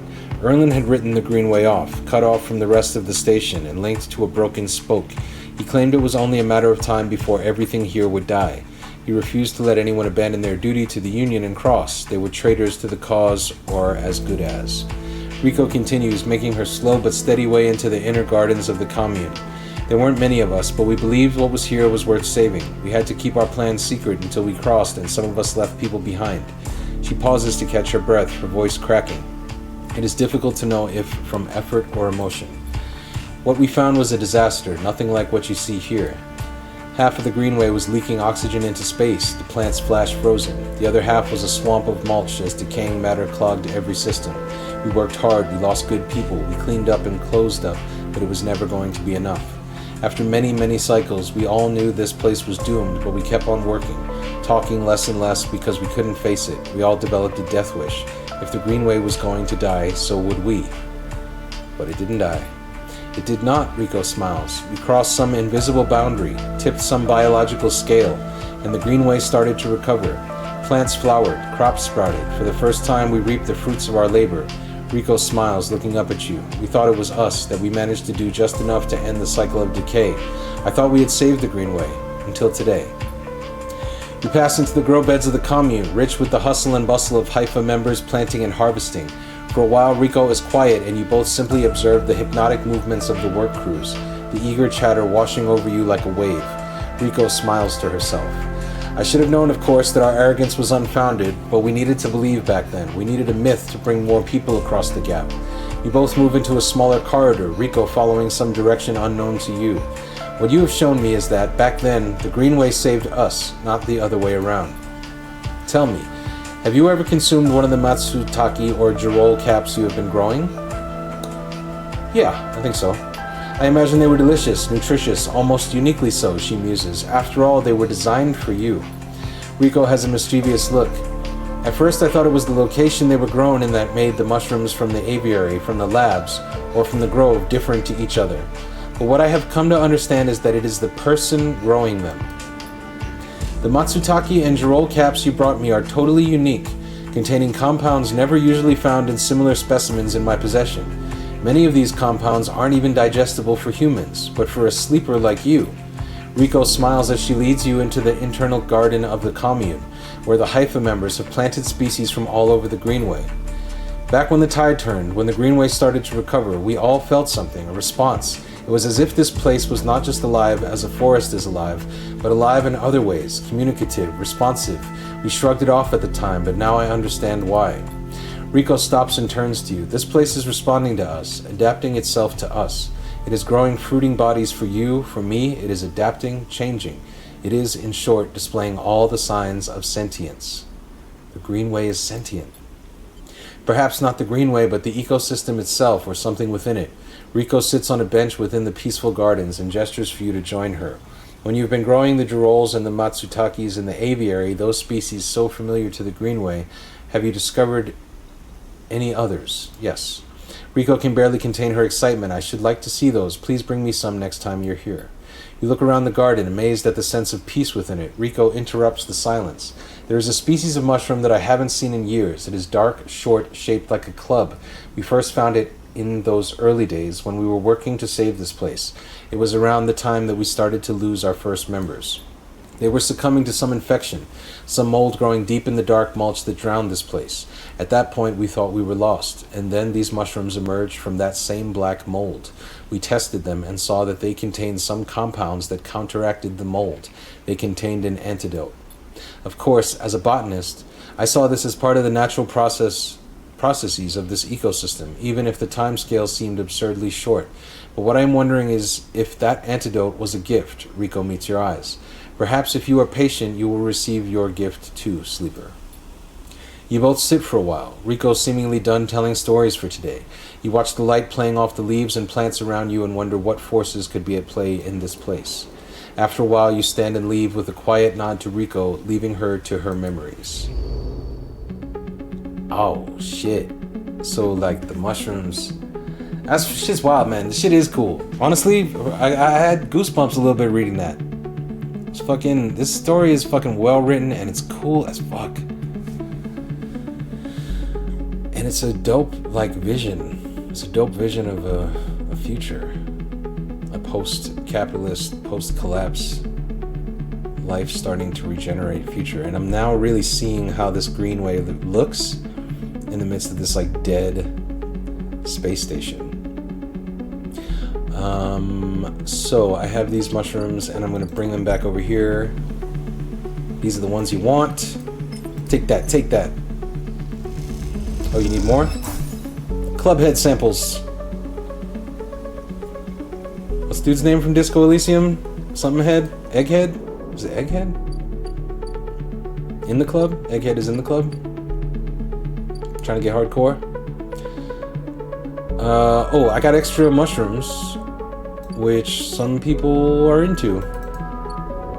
I'm gonna take my extra mushrooms down here. Who wants those mushrooms? Somebody's been asking for those mushrooms like this whole game. And I was like, where the fuck am I gonna get mushrooms? It was Emphas. Emphas wants not the mushrooms I have. Different mushrooms. Hardcore.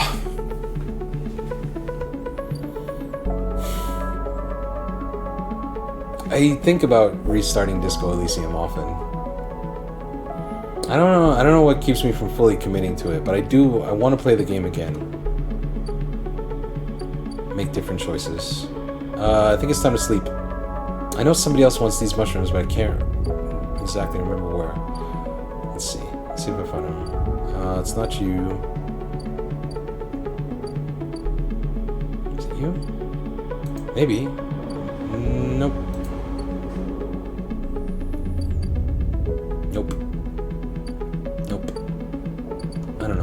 I'll figure it out. Somebody is going to be really excited about these mushrooms I've got. I can feel it. For now, I'm going to go to sleep. End the cycle.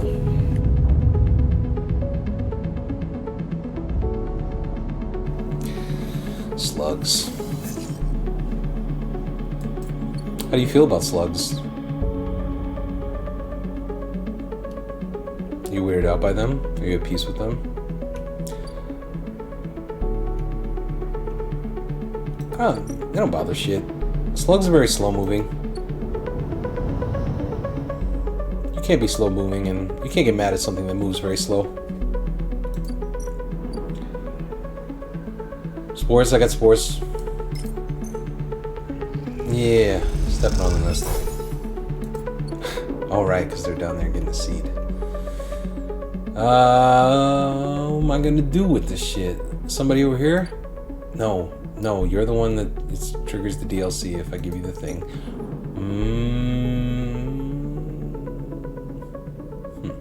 I don't think I want that. I'm not interested in scrap. I'm interested in mushrooms. I'm a mushroom guy now. Artificial wilderness?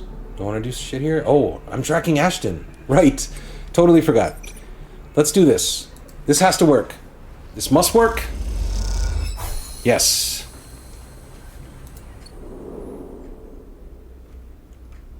I did it. It's Ankita. We haven't seen him in a while.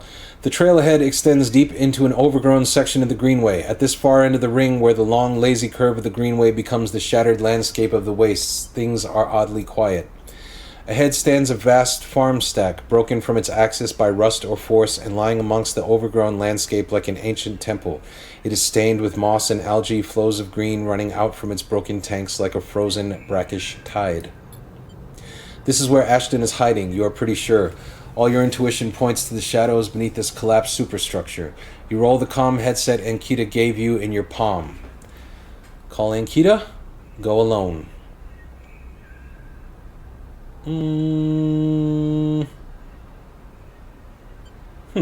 Go alone.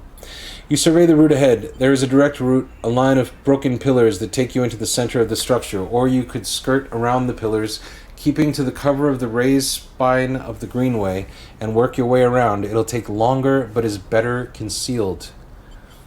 Go the long way. You decide on the long route and head off toward the central spine. It is slow going there, where the overgrowth meets the metal wall, but it is so concealed that you can barely see the glass roof high above. You follow the wall, knowing it will lead you to the edge of the collapsed stack. For the final part of the journey, you have to work your way through dense undergrowth, pushing aside branches and fronds. It is exhausting, and you stop on a small rise to rest. It has been hours since you began. You desperately hope Ashton hasn't moved on. Just ahead, a soft glow is coming from somewhere within the farm stack. A grow light, still on after all these years, perhaps? You take a little longer to rest, then push on. You follow the faint glow of the stack. You find a broken tank and step through the opening, trying to avoid the broken glass that sits among the moss and algae. You work your way up the slanted tank carefully, quietly. Somewhere, water drips, and you swear you hear birdsong. Hanging plants catch the light, coating the place in a pale and sickly green. As you reach the edge of the tank, you hear something, an echoing hiss like a hydraulic piston. You quickly move up to where the tank opens into the central drum and look over the edge. The vast drum is like a cistern, with plants growing on all sides and wet mossy islands at its base. It is beautiful, and for a moment you can't see anything but tones of green. Then you see the sleeper. In a faint circle of light descending down through the drum, the sleeper lies slumped at an odd angle. They are surrounded by crates, and beside them, on one of the mossy islands, there is an object, a cylinder set on a tarp. It is connected to the sleeper's head. You flinch. Are they one of the others? One of the ones that escaped with you? You squint, trying to recognize them. They are twisted, broken, open, wrong. Broken open, wrong. You look away. Jump down. You push yourself to the edge, then awkwardly drop onto the mossy islands. It is further than you think, and you fall flat onto the soft green, the smell heavy in your nostrils. You make your way towards the sleeper, slowly, carefully, the soft moss covering your footsteps. Before you have even gone 2 steps, the first shot rings out. It passes so close that you feel the ripples of air radiate out from it. You drop to the ground as the sound echoes around the drum, blanking out all noise. A voice calls out, "That's close enough. The next one will end you." Ashton, you assume, is somewhere in the wall of the tanks on the opposite side. What did you do to them? I'm saving them. Their body is dead, but with the ship mind, he pauses. Look, this is none of your business, so I'd appreciate if you just went on your way. I'm going to start counting soon, just so you know I'm serious. A pause. I don't want to kill you. At that moment, you hear a sound, a soft hiss like a hydraulic piston. You turn, and there is Ankita slipping into the drum behind you. Of course, she was tracking the headset. You suddenly feel stupid, tricked. She meets your eye and shakes her head. Fuck. The gunshot breaks the silence, blanking out all noise. It hits Ankita's shoulder piece, the ceramic armor cracking but holding, as she braces into the impact. Then she launches herself forward, the now activated armor launching her across the drum. Another shot goes wide before she reaches the cover of the crates beside the sleeper. Shit. You hear the shout from one of the tanks high on the far wall. Ankita reaches over and wraps a hand around the thick connection between the ship mind and the sleeper. What is she doing? You better come down here or I'll rip this right out of their head, she screams at the wall of tanks. You shiver at the suggestion. Ankita, stop. Ankita flinches, but she doesn't take her eyes from Ashton. Quiet, sleeper, Ankita shouts. A shot rips through the moss beside you, filling your vision with green. The shooter must be somewhere on the other side of the tank. Do that again and I swear to God I'll tear their head off, Ankita shouts to them. Sleeper, you stay down. There's a long pause. All you can hear is the dripping of the water running down the walls of the drum. Then Ashton calls out. I'm coming down, Ankita. Don't do anything stupid, for God's sake. Look at this disgraced mercenary. He appears at the far side of the drum, stepping through the shallow water, rifle raised above his head. Drop the gun, Ankita shouts. He throws it down onto the moss. As you lean out to watch, you see him catch your eye, clocking your presence. What are you up to here, Ashton, you sicko? She stands, keeping her sidearm trained on his head. You ripped my ship mine for what? Some freakish experiment? Ashton approaches with shaking hands, his eyes now fixed on the connecting bundle of wires that Ankita still has hold of. Steady, Ankita, it isn't like that. I needed the ship mine. You have to understand. They would have died without it. What are you talking about? I don't give a shit why you ripped my ship mine and crippled my ship. I should put you down right now. She tightens her grip on the connection. Typical of you, Ankita. No curiosity. Ashton smiles shakily. That's why I never asked for it, for your help. You only look after yourself. He nods at you. That sleeper up there, they're just bait, right? To draw me out? Ankita sucks a breath in. Are you trying to give me more reasons to shoot you? I love them, Ankita. Ashton looks at the crumpled sleeper. I love them and they were going to die. I knew you would never understand that. He starts closing the gap between himself and Ankita now, slowly, inching forward. Don't do that, Ashton, Ankita snarls. Don't do that. Let the wires go, Ankita. Let us go. If you don't get out of my way, he inches closer. Please. I can't let you take it, Ashton. Ankita hardens her stare. You stole it from me. You left me for dead. She shakes her head. You think I'm going to trust you after all that? I need it, Ankita. I need them to survive. Ashton is in reach of the sleeper now, of Ankita. I'm going to take them now, Ankita. He raises a hand. I'm going to take the ship mind and go. Ankita loosens her grip on the connection a little. Her hand is shaking now. Stop, Ashton. She lowers the gun a little. Stop. Seeing her drop her guard, he makes his move. A blur of movement, a struggle, a shot, another. You recoil back behind the edge as they ricochet around the inside of the drum, the sound deafening you. When you crawl back to the edge, Ashton is bleeding into the water, the red and the green. Ankita is standing in the center of the drum, the severed connection in her hand. The water drips endlessly, drip after drip after drip.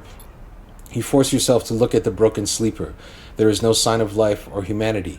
They are just another broken object among other broken objects, while all around, living things grow and thrive.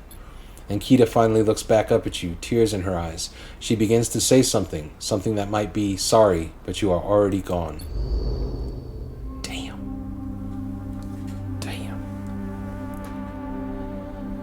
Well, I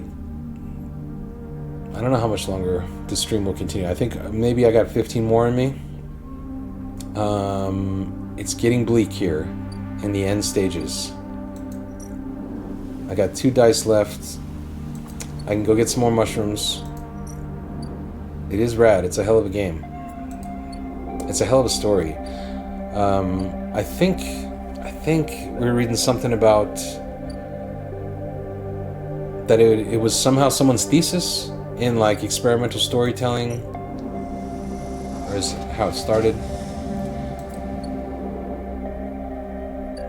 But yeah, there's also a sequel, and the games, I don't know if it's still going on, but they were on sale on Steam. Citizen Sleeper 1 and 2. Soundtracks are fucking fire, too. Let's go to the commune. Make it work.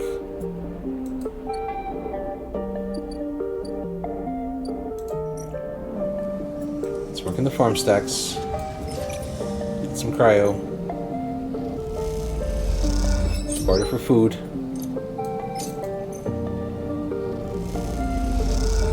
It's cool here now. Commune life is cool. What can I do here? I swore I needed a few more mushrooms. Where do I get them? Raiko is eager to see the clubhead caps that have grown in the aviary. She hasn't seen mushrooms like this in decades. I need some more of those. But I can only use spores here. Okay, so I need spores. Right. Collect spores. Sure.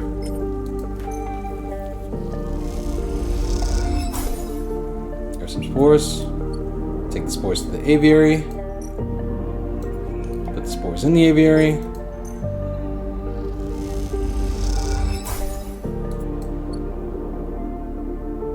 That might be all we can do for now. Right? Yeah. So now we go to sleep, end the cycle.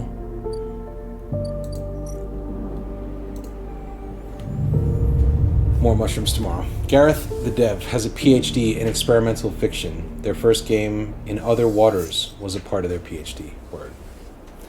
Yes, meatballs will put me on. Dropping knowledge. I also learned how to say cache while playing this game. Like cache of the data.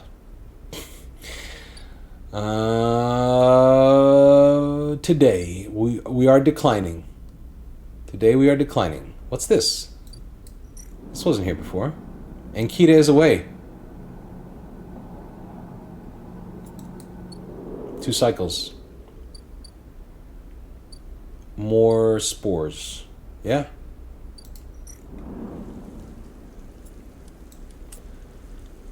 I'm gonna use my best dice. No. Do I want to do that? I don't think I do. I'm going to use this dice. Spores. Take them spores over here.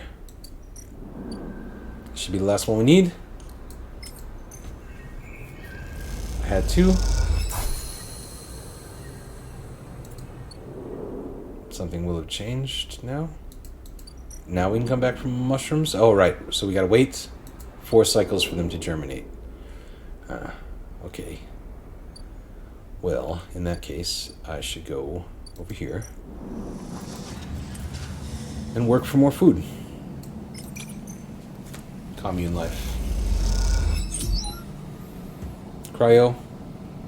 Get the food. First you get the cryo, then you get the fungus. My health is declining. It's fine. I'm just gonna ride it out. I'm gonna go to sleep. End the cycle. Wake up to new mushrooms, hopefully.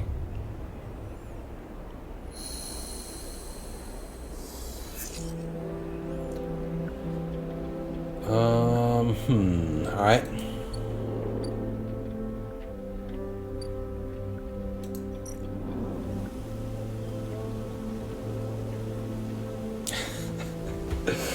Okay, llama. What animals pass the mirror test of self-awareness? Ants pass it? Luigi looks in the mirror and really is like fascinated by what he sees there. Luigi the cat. Xena doesn't really. That's fucked that ants pass it. You put an ant in the mirror, it knows it's looking at itself.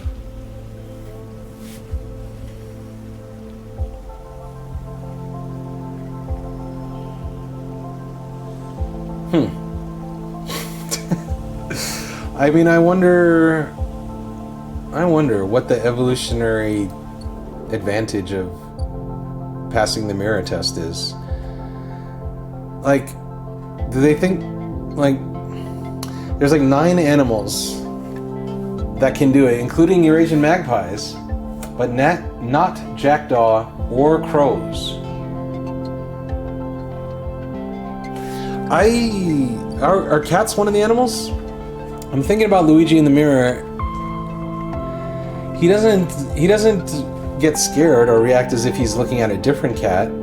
I think sometimes he just beholds himself. Ants, elephants, bottlenose dolphins. It is very fucking random. Cats are a fail? So what does Luigi? Luigi just thinks he's watching cat TV? Pigeons are a pass. Huh. Parrots are a fail. Fucking really varied. No, not very predictable. Is there any theory as to, like, why? Why these animals can recognize themselves in a mirror?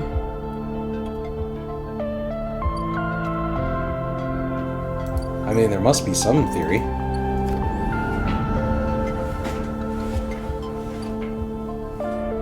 Fucking curious. Now I'm trying to invent a fucking theory in my mind.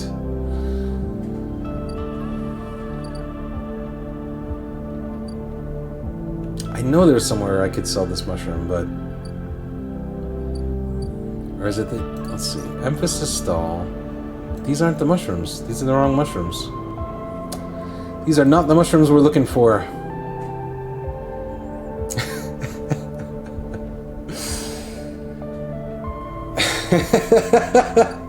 Also, like, what is the process of, like... Oh, that's a fun project to be like a research assistant on. That would be a good job. What do you do? Well, every day I go to work and try to join this gang. Every day I go to work. It's kind of a Noah's Ark situation. My boss has gathered all the animals. All the animals in the earth. We have them at our job. And a lot of mirrors. And pretty much, I mean, there's some stuff. There's like some admin once a year. We have to do like tidying and inventory. But for the most part, what the job consists of is showing every animal a mirror. And then just kind of watching what it does. Just kind of hanging out with it. And sort of trying to get a sense of whether that animal knows it's looking at itself, or another animal, or nothing. They think manta rays might. Gorillas failed. But they weren't sure if it was because they're so used to not looking other gorillas in the eyes for them to test it properly. Gorillas have bad social anxiety, so it's hard to know. Scrap. I got some scrap. I can sell it, or I could use it to upgrade my condition, which might be a good thing to do. Ah, Ankita. Something's going on. You spot Ankita on the track to the farm stack. She has a box on her shoulder and is working her way down the slope. She sees you as she approaches. Neither of you speak for a moment. She looks tired, pale. Her hair is tangled and clumps of dirt cling to her armor. You both eye each other. I'm staying silent. You know what you did, Ankita. Sleeper, she takes a deep breath. I'm sorry for what happened. Truly I am. She looks down. I am sorry you ended up in the middle of this, when all you have shown me is kindness. She rubs her face. I'm sorry. Stay silent. Killer whales pass. It's okay? What you did is unforgivable. I mean, you're stranded. You're a stranded mercenary. It's fucked up, though. Deeply fucked up what you did. No, I'm going with unforgivable. I think it was very unforgivable. She looks at you. I understand. Ankita shifts the weight of the box on her shoulder. I've been preparing for... She grimaces. Look, she sighs. Can you come with me? It's easier if... Lead on. Ankita leads on down the dirt path between the pillars. There is a wind passing through the greenway, a quirk of the air currents the biosphere maintains, and it ruffles the leaves softly. The sound makes the silence more obvious, more complete. You try not to think of the last time you were here. You have been trying not to think of it for the past few cycles. The image of the sleeper, sprawled, twisted open, connected to the ship mine, has been hard to forget. You realize Ankita is leading you back there, back into the drum at the center of the stack. You pause, trembling a little at the threshold. She turns. What are you doing? She looks at you with empty eyes. What needs to be done? You stand on the threshold and look up at the tanks, green and wet, some glowing with flickering grow lamps. You look down at Ankita, suddenly so small under this hulking ruin, the smallest she has ever looked. She places the box down. Follow her in.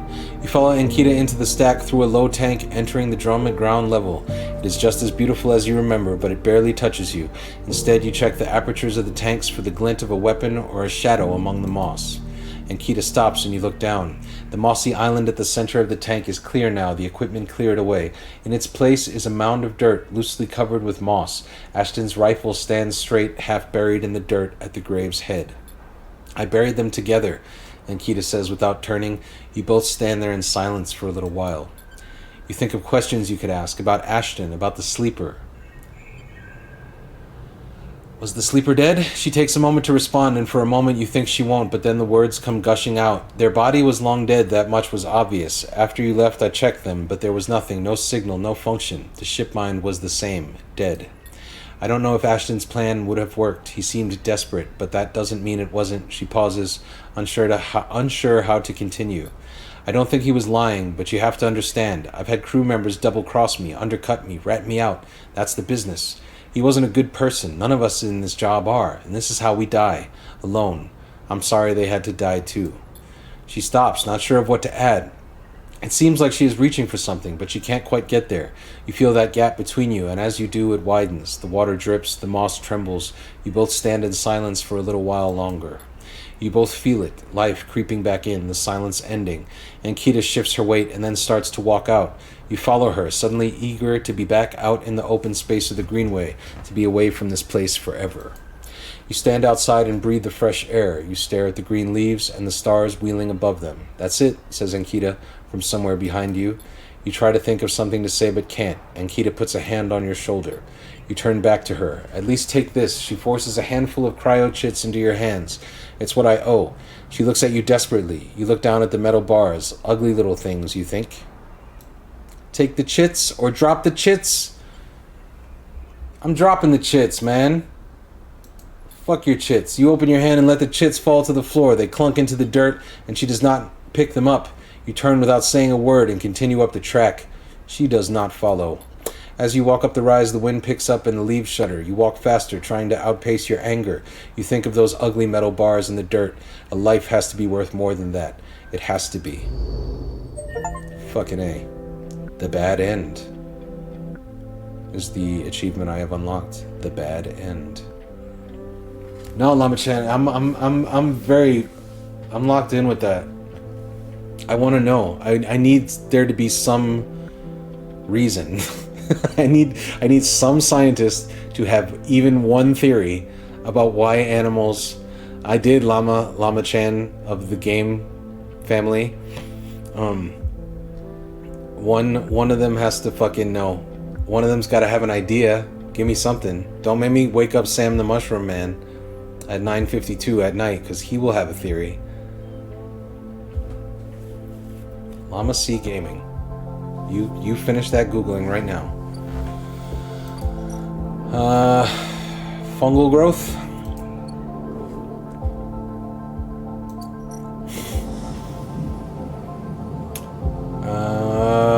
Working for a living? Sure, why not?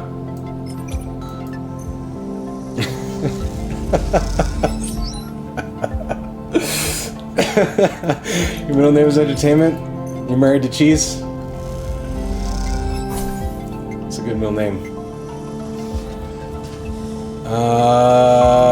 The scrap is going to help upgrade my condition. I'm not going to do that to work the scraps. The fucking... do I need more spores? I don't think so. I just need this. I just need 2 cycles. Charles Entertainment Cheese. I don't know if I did know that. What am I gonna do with this 1 dice? Well, you know what I can do? I can go here, and I can sunbathe. I got photosynthetic skin.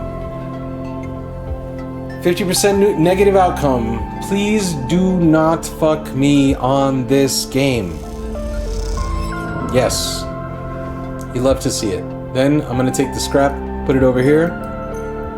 Fix my condition a little bit. A little bit. Tiny little bit. End the cycle. Oh, Chuck E. Cheese. I thought you were talking about the bird. I was like, I believe you, eh? I believe that bird's name is whatever you say that bird's name is. I've got upgrades available. I've got 1 upgrade point. I can use it on this, I guess. Although, you know, I wonder... Can I undo these? I thought I could. Maybe I'm tripping. We're 1 cycle away from more mushrooms.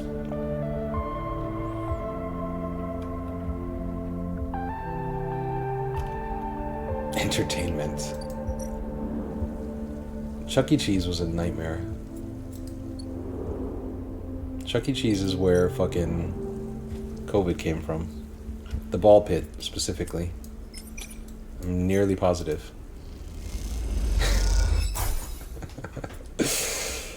Yeah, the pressure. Pressure to entertain.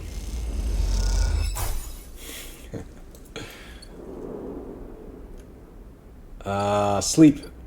Go to bed. That's it. That's it for this cycle. Mushrooms next cycle, though. Waking up to mushrooms. Chuck E. Cheese pizza. That was the big thing. They had notoriously horrible pizza, and I'm pretty sure an independent news investigation at some point found that they were the unfinished party pizza from other people's parties was getting recycled. Chuck E. Cheese pizza. Deeply sus. There's that mushroom, the Girol cap, that the mushroom guy wants. More mushrooms. Still not the rare mushroom, though. So maybe we take these guys over to our friend we haven't seen in a while. Emphas. And finally, no? Do I still not I still don't have enough mushrooms for this guy.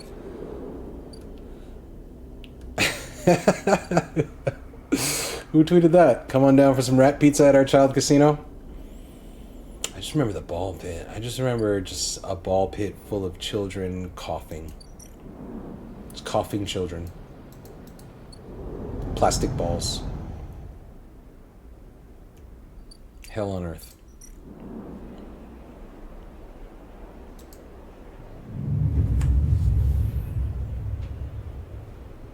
I think I still see Chuck E. Cheese when I drive around America. I feel like they still exist. Stranded on Earth. You think there's a Behind the Bastards episode on the guy who started Chuck E. Cheese?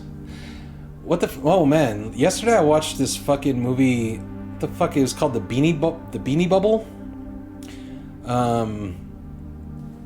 We're gonna end this game in 3 minutes. I don't think it's gonna be over. I'm gonna complete 1 more cycle, I think. Man, the Beanie Bubble.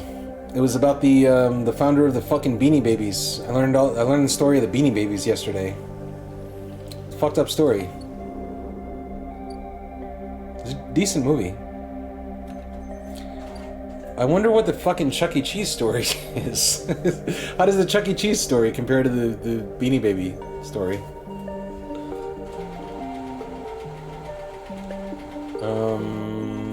What are we doing? We're getting mushrooms. My whole life is about mushrooms at this point. Give me the mushrooms. Please. Give me the good ones. Random rare mushrooms. There they are. Here I come. 700. Yeah. I definitely feel like I passed them. Which is wild because, honestly, to book your kid a birthday at Chuck E. Cheese in the year of our Lord 2025, it's crazy work. What do I do with these 5 Matsutake caps? Can I eat them? I don't even know where to put them. It's that time of night when my printer wakes up. Takes a little walk around.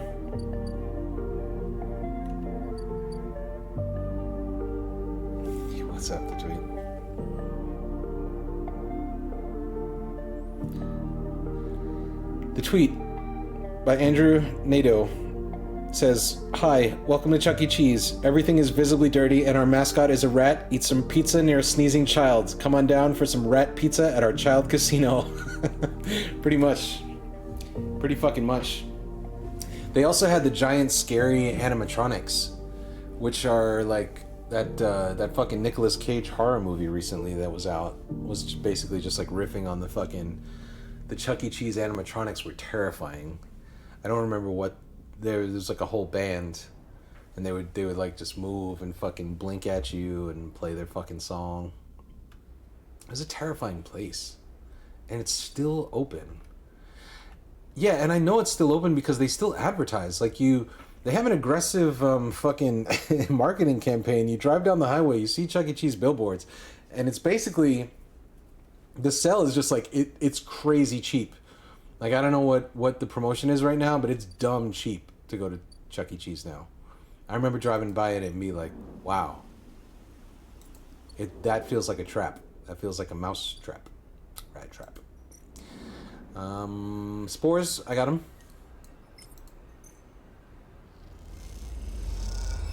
It's something like $10, play games for 5 hours or some shit. They just give you like endless tokens. It is. It's a child casino. Yeah. As I say it out loud.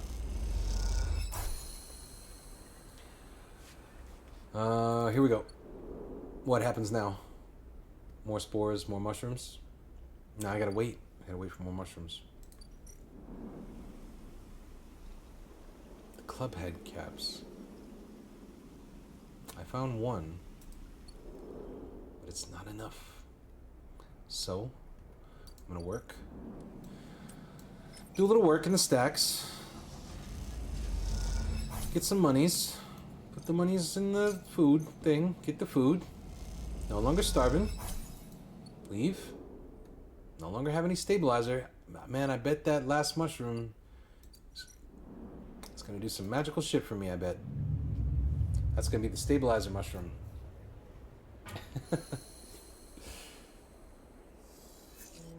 Okay. God damn. Still gotta wait for mushrooms. This is my life now. This is what I'm into. Little scrap, little mushrooms. That's cool. I mean, that'll work. I'm gonna just keep scrap. I can upgrade my condition with scrap. Ah, that didn't go that well.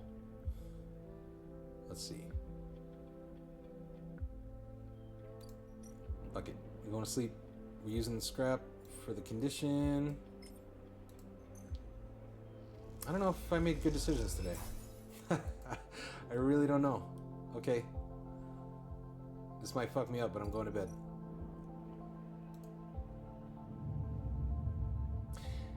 Was there an insult comic at Chuck E. Cheese? That was a bad sound. That was such a bad sound. I'm starving. I'm on tilt. We've hit 10 o'clock. I'm gonna come back. We got one more stream in this. One more stream of Citizen Sleeper. I'm not gonna rush it. Cool things are happening though. Yeah, we'll come back. I'm gonna leave it where it is. Am I slow at games? You be the judge. But right now I'm gonna Google some Chuck E. Cheese shit. Quit the game.